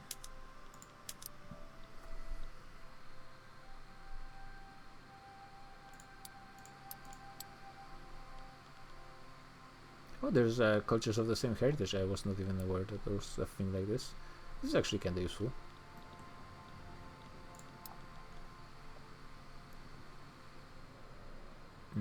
In the Ottoman Empire, they have an obsession with coffee. No, they actually start with this obsession. I didn't realize that. Immigration target, turmoil.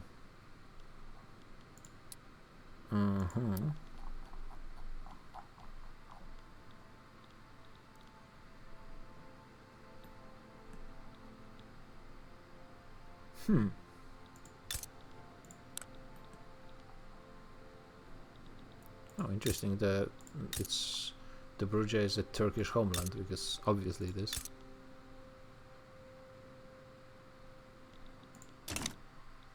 Huh.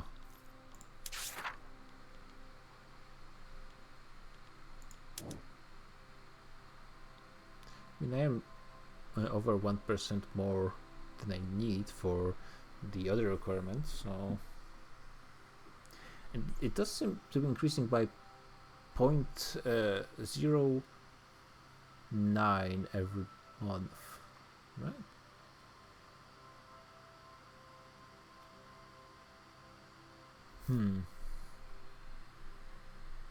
No, it doesn't seem to be moving. There is a plus, but what does that mean?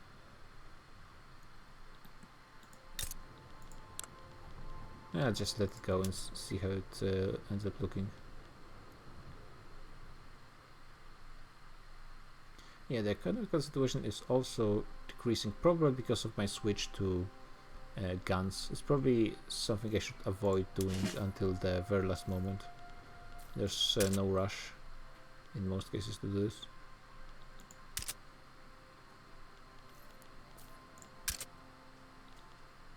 But it's not just guns, it's various other things as well.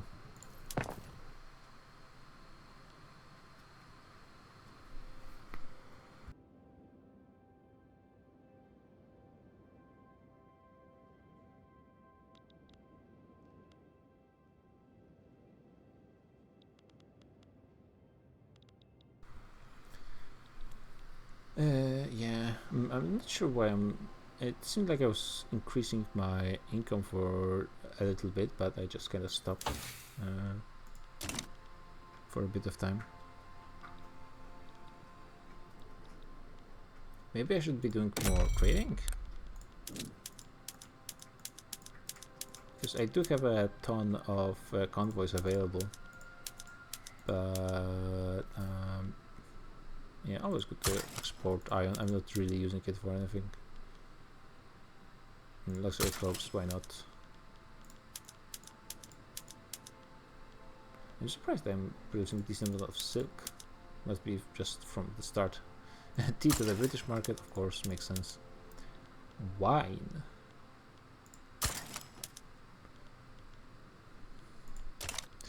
France is already starting the open market play on Japan in that's I think roughly around the time they should be doing this.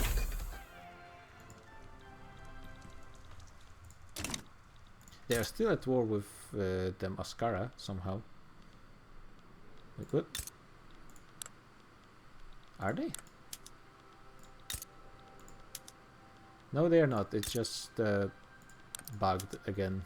Yeah, they're the protectorate, but the occupation never was removed.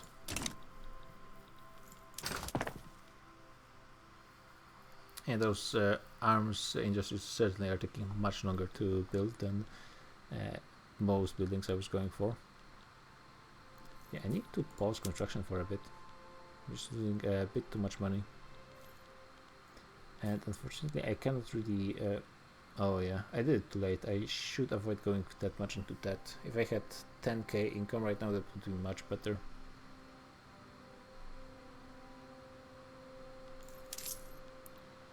Just even if I reduce the wages, it won't be that much money. I don't want to be increasing taxes because that would mean a ton more radicals. But that being said, it is not increasing nearly as much. It's mostly increasing from the movement, actually.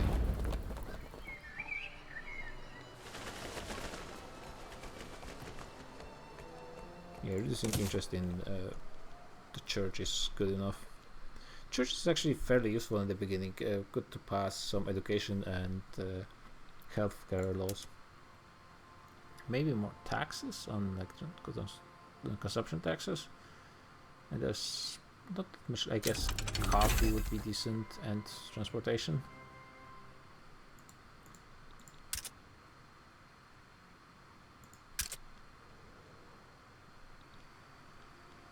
At least now there is some private construction going on.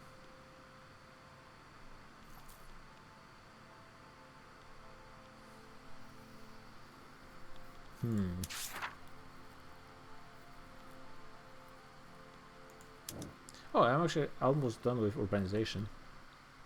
That's good. That means I almost don't need any more production that much anyways. Well, still need to finish 2 arms industries. It's gonna be taking a while. Yeah, actually, this looks like this university, if it was built in a state that had the edict going on the entire time, it would be done. And they are constantly gaining a few employees every week. Yeah, they are going from gaining academics from laborers, which is probably requires the edict to be able to fire.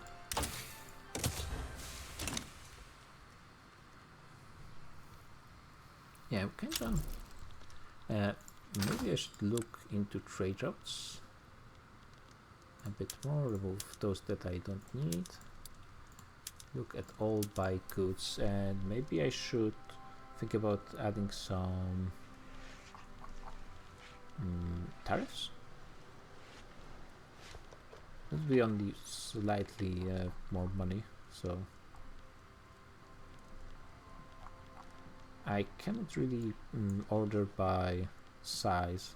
This actually the amount of stuff being exported or imported is not that huge.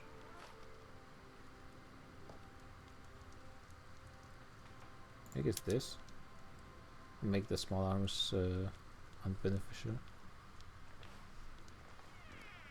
This is my arm trader, so it would be a bit of money, like 500 cash is something for the economy of my size.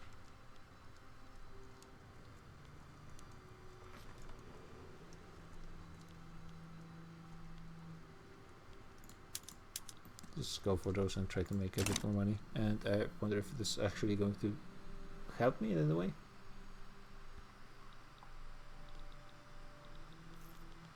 Yeah, but it looks like this education reform is the one that's going to be the problem. Give me a second. I'm gonna check the wiki. What does it say on the actual requirement?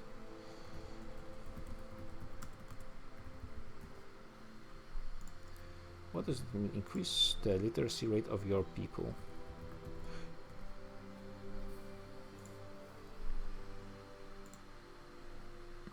Let's education reform. Yeah, completion conditions. Increase the literacy rate of your people by 20%. Is it just going to fulfill once I'm done with the university?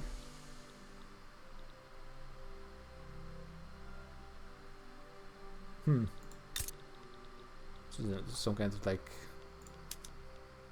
what? I am confused.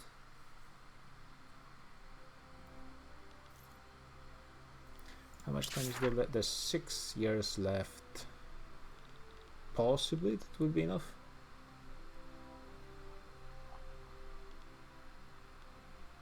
Yeah, I'm pretty happy with how radicals are not as much of an issue as I was afraid they would be. Seems like the suppressing separatism is going to be fairly doable for the most part.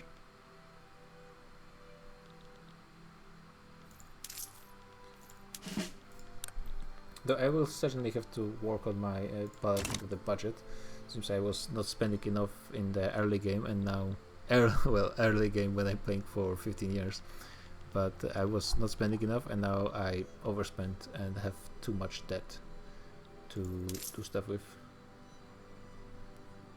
We could try and increase the tax and see where it gets me. I do have a contested government, which is good enough for the most part.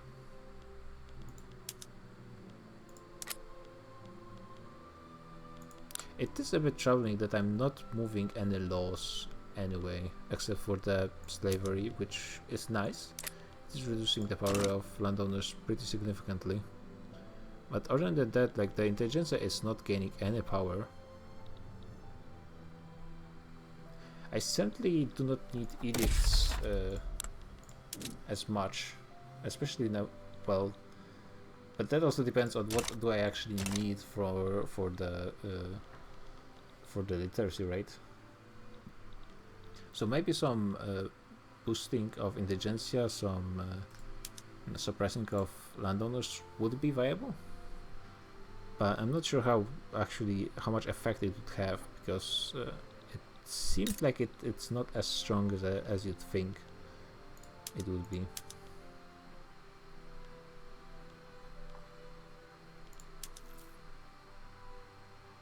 %.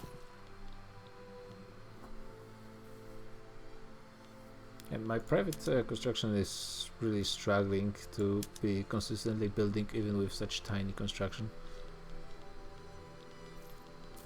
Definitely removing the navy is a good idea, I think. That's is hurting me currently because I am paying more interest. But in the grand scheme of things, I think it is a good move.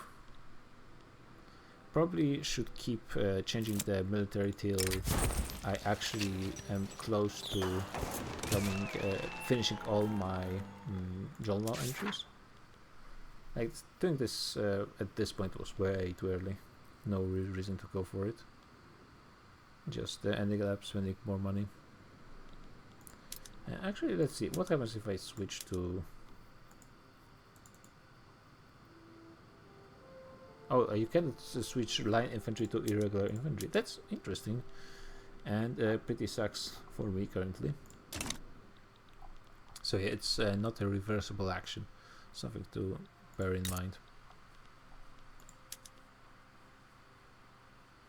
And this is definitely increasing.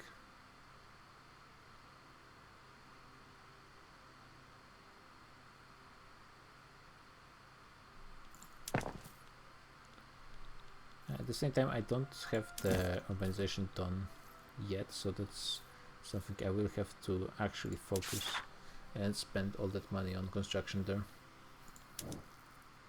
It kind of seems like it went down somehow. Okay, let's resume it and see how much money am I losing. A ton.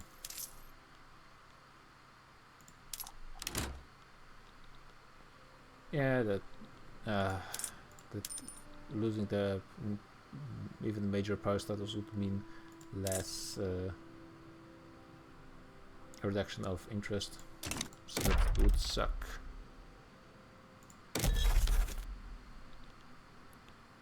There was something I wanted to do as well.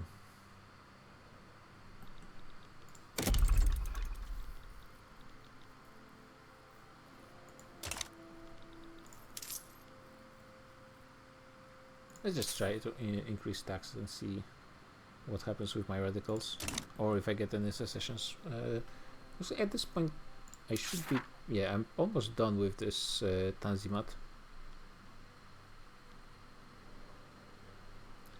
This would mean that I'm thinking with the lower wages, people will be less willing to join, but they actually seem to be gaining the employment faster.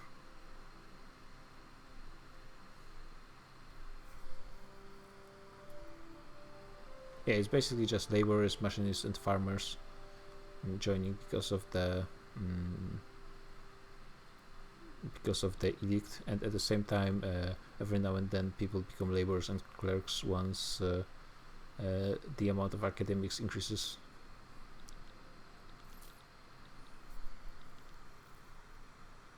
It doesn't help that all the those interest groups help me because of my laws. So yeah, rural folk and intelligentsia have -5. Well, actually, rural folk has only -3, but that's still pretty painful. And whispers of insurrection again in Baghdad for Oriental Orthodox shouldn't be too big of a problem. So it needs 15 percentage points more in just university. It should be doable in 5 years. I'm not losing as much money because yeah, the private construction is doing some stuff. Nothing relevant, but that's the private construction for you. They actually have full employment in this arms industry, which is not something I was certain would happen. Oh yeah, actually my prestige will increase significantly once I'm out of this sick man of Europe thingy. It's 25%, 33%, and also taxation capacity is reduced, so I should be gaining more money as well once that is done. So in theory I should be in a decently better position once I'm finished with those. And also the thing is, you cannot do it any faster, it will always take well, would it take? Yeah, no, you can do it earlier, right? Actually, you just finish 4 of those. It's the maximum amount is 20 years. Okay.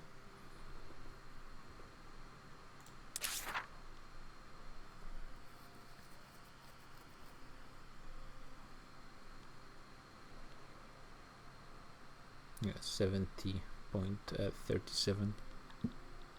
Kinda looks like I think I had a bit more urbanization.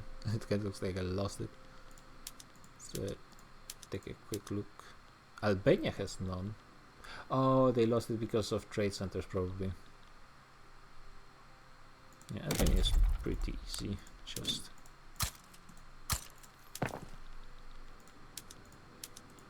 that's a problem with trade centers, I suppose. They can abruptly go down.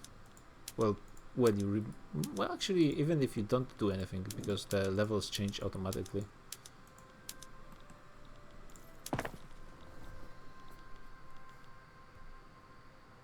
Actually, prioritize those a bit.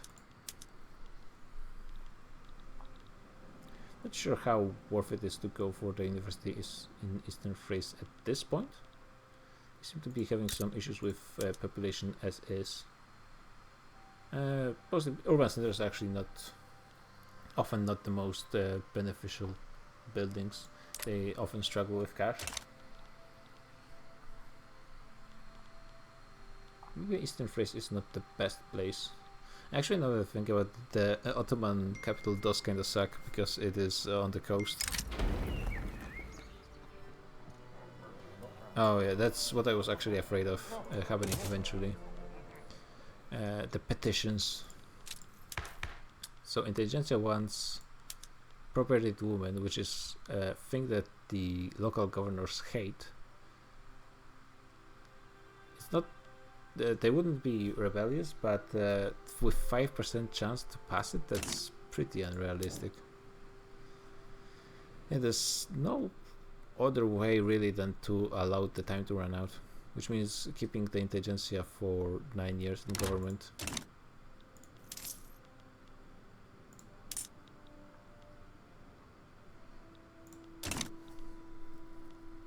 Which is a bit of an issue. I guess that's something you have to deal with. Technically speaking, eventually Intelligentsia should be loving me more and more because a lot of the laws I would be passing would be make them happy. Oh, looks like Intelligentsia is losing even more clout, possibly because they are giving it away to industrialists. It does kind of look that way, which is very annoying because that means the landowners, armed forces, the church, all those people who are really someone I would want to lose power are actually keeping pretty steady. Yeah, probably will need to do some bolstering and maybe even suppressing as well.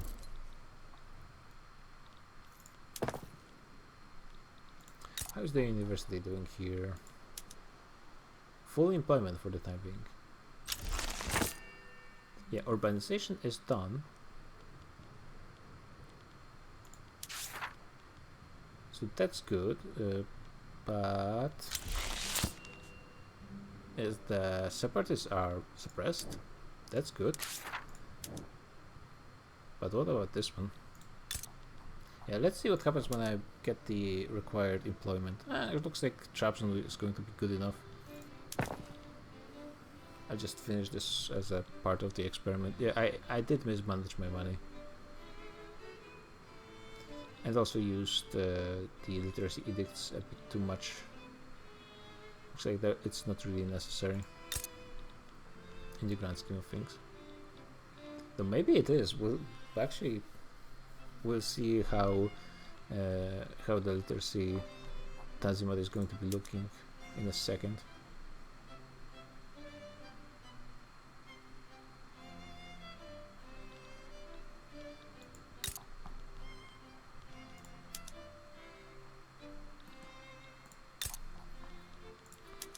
Yeah, maybe getting all those government administrations was not the best idea.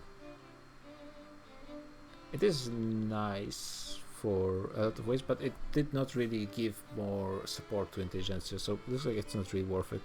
And having industrialists gain more power is way better than keeping landowners in charge. And very expensive paper is not helping. So maybe it would be better to just focus on logging camps, despite them being slightly less effective for urbanization. But I guess keeping more money in my pocket, and also that would reduce stuff like cost of construction as the time goes. Yeah, it looks like wait. Yeah, see, is Eastern Thrace going to have any issues with supporting this amount of universities? It doesn't look like it is going to be a problem. Oh, there's also Hagia Sophia here. What does it do? It gives him prestige and attraction to the devout, which is not something I actually want. Great. Wonderful. I guess it's not the worst thing, but often the church can snag some pops from Intelligentsia. So definitely not ideal.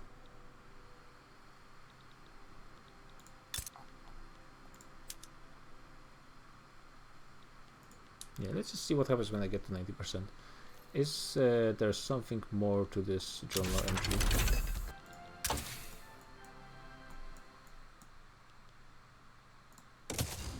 %10 more authority actually might be It would be more than 100 war for the Ottomans.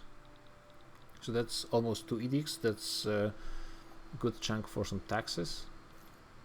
Good chunk for bolstering or suppressing. This might be something to think about.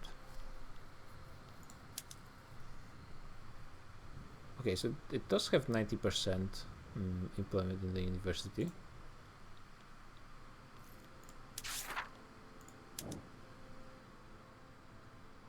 What?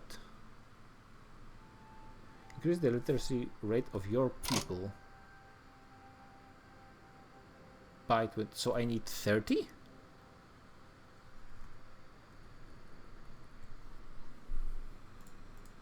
If I need 30, that's going to be a much bigger issue than I thought.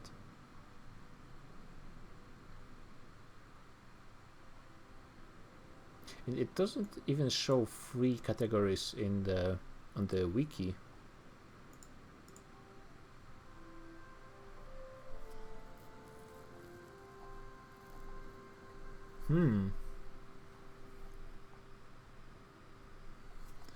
Maybe I should just check it out on education.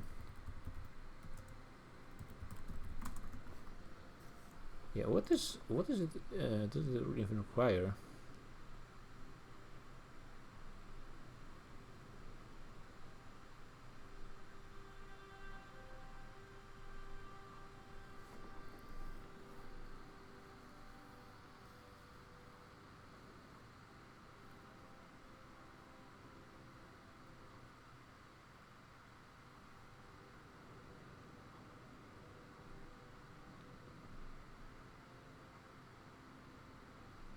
Yeah, someone is saying that it's impossible. That was 9 months ago. Oh yeah, that's another one.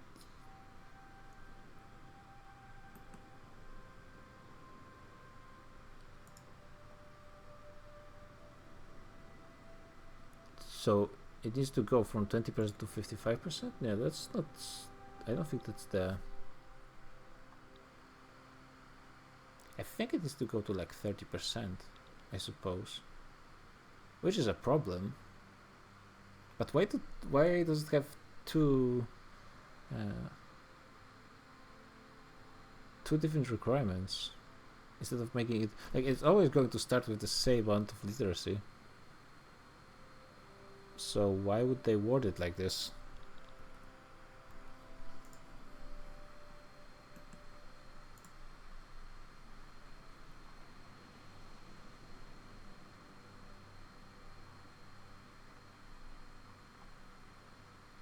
Yeah, people are complaining that this Tanzimat is not working.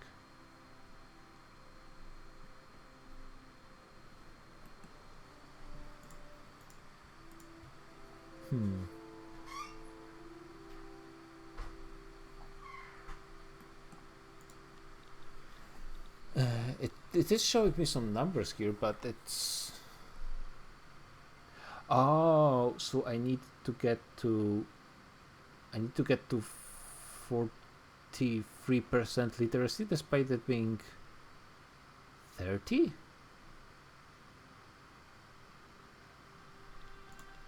That's some really strange things going on with this. This might make things really difficult, actually. Because other than that, it only leaves the bureaucratic reform as an option, but it's going to be difficult because you need to change 2 laws, and like this first one even requires tech to get in the first place. I guess at this point it does get some decent support, but it is opposed by not that much by the landowners and the bureaucrats. Not opposed that much either, but they don't have that much support. It would be very annoying to be dependent on the land law changes to be able to do this.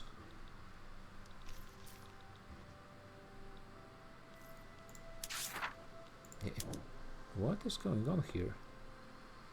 Like this, I'm confused at 2 points. The first is this: increase the literacy rate of your people by 20% and rise it to 20%. And also that it's kind of showing me that I need actually 30%.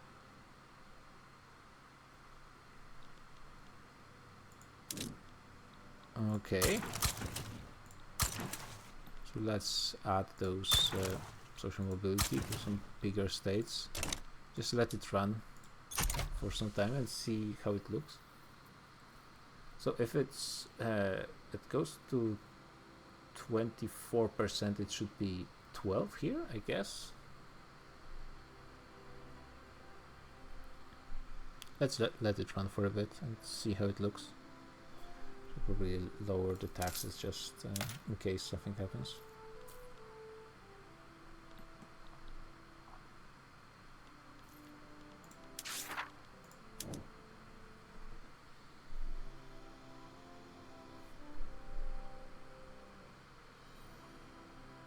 Yeah, I think my standard of living actually went down for this little game, so yeah, something to keep in mind.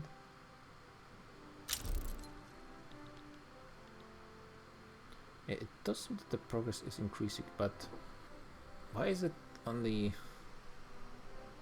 37% when it's 2 out of 3 finished?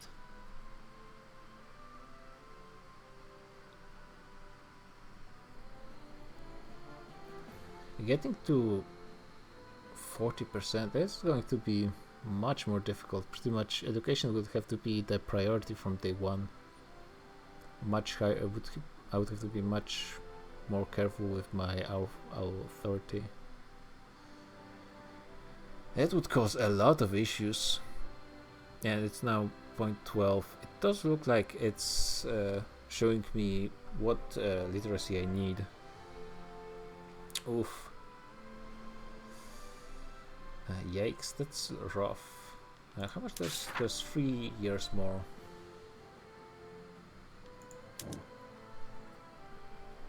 Okay, I'm gonna let it run down to the 3 more years, and I suppose I will end the stream for the day there. It looks like I'm not going to be able to do this on the first try, unfortunately.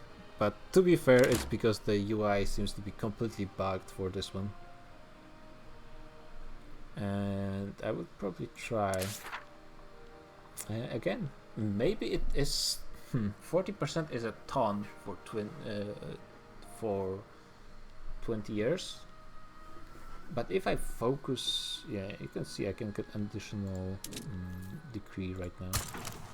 If I actually focus on the biggest population states, keep the education access there for the entire time.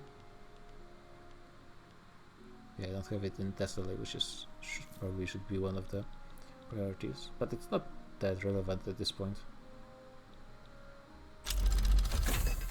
Yeah, that would require much more careful management of cash, simply because I will not be able to afford like even maybe just one consumption tax, to be honest, on tobacco.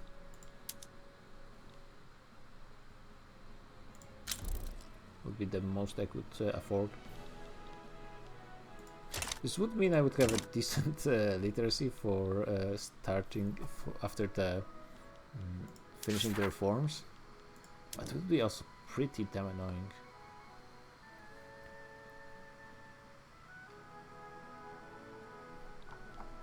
Yeah, I definitely wouldn't be able to do that much bureaucracy focus. Though then again, it does seem like I don't really need it that much. Yeah, probably will have to focus authority a bit more.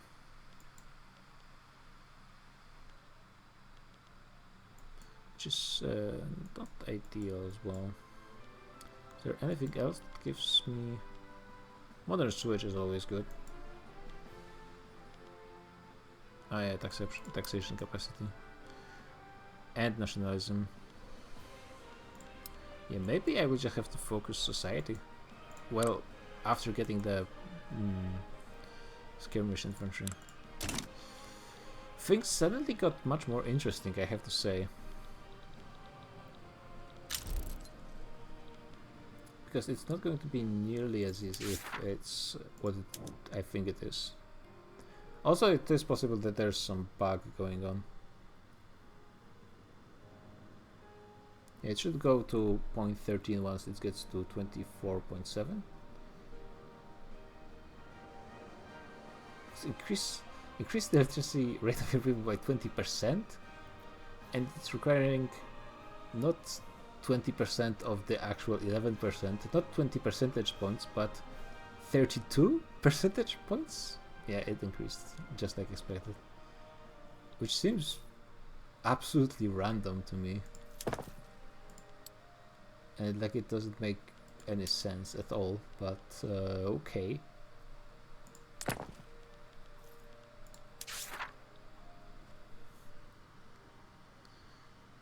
I would basically need to double the amount of literacy I gained, even more. I'm only at 31%. Is it possible? I think it should be.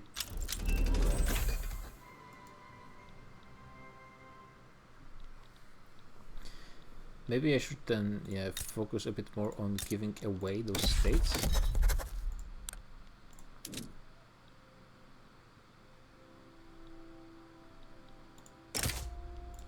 Let's see if I get them those. Yeah, they would accept.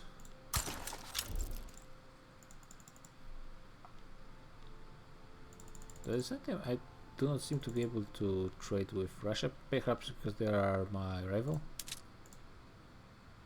No.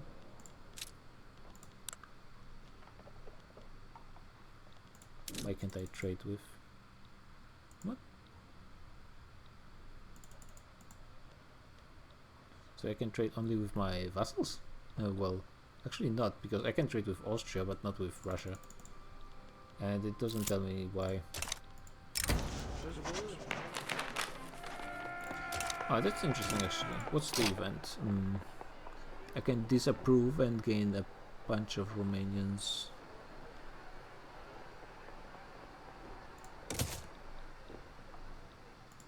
What happens? Are they still my... Yeah, they're still my protectorate. They're just under the personal union with the principalities. That's actually not too big of a problem for me.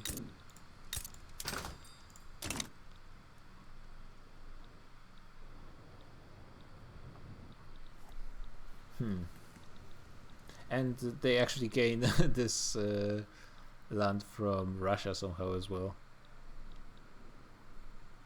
So this actually is beneficial to Ottomans, if anything. San Marcos spawned, and they survived. Yeah, Austria lost most of their Italian provinces without doing anything.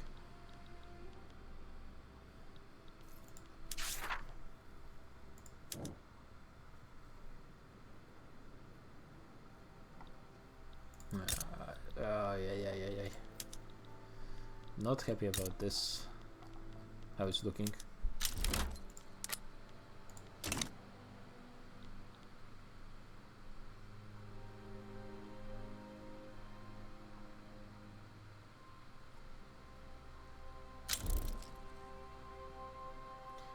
If I do not go as hard into government administration, it should be much less of a problem. Money.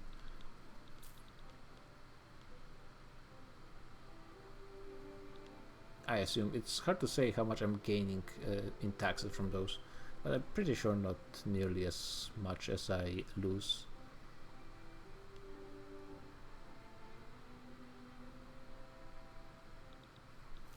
This is going to be very different game than what it seemed to me after the first few years. Yeah, I managed to double my literacy, but that's nowhere close.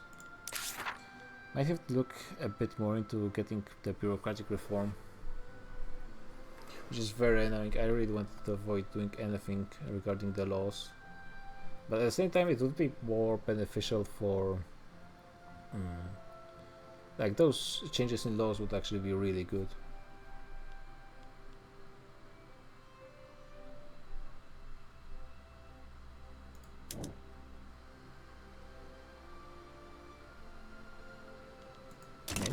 look into how that's working. There's really need universities I need to pay for. Okay, 9 more weeks. Let's just finish it.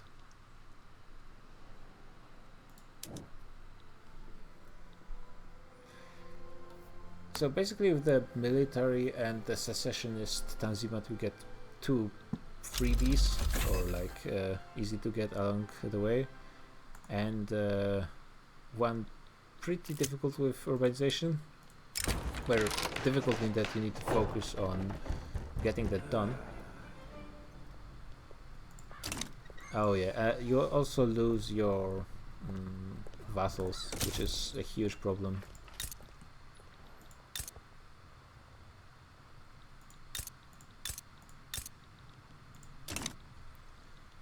And ruler changes, which is actually not really that big of a deal. It does make the authority more expensive.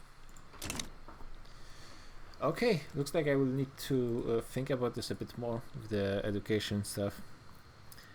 I will first need to check if is it bugged, because it might be that it's going to just be changed pretty soonish. I need to change what they're planning to. Maybe they're trying to do something about this in the next patch, so that's going to be the first thing. And then I think it still might not be impossible if I focus education 100% for the entire time, but I might have to look into the laws, which is inherently going to be RNG based much more than I would want to, which is annoying. But anyways, I'll try that again in a few days probably. So see you then.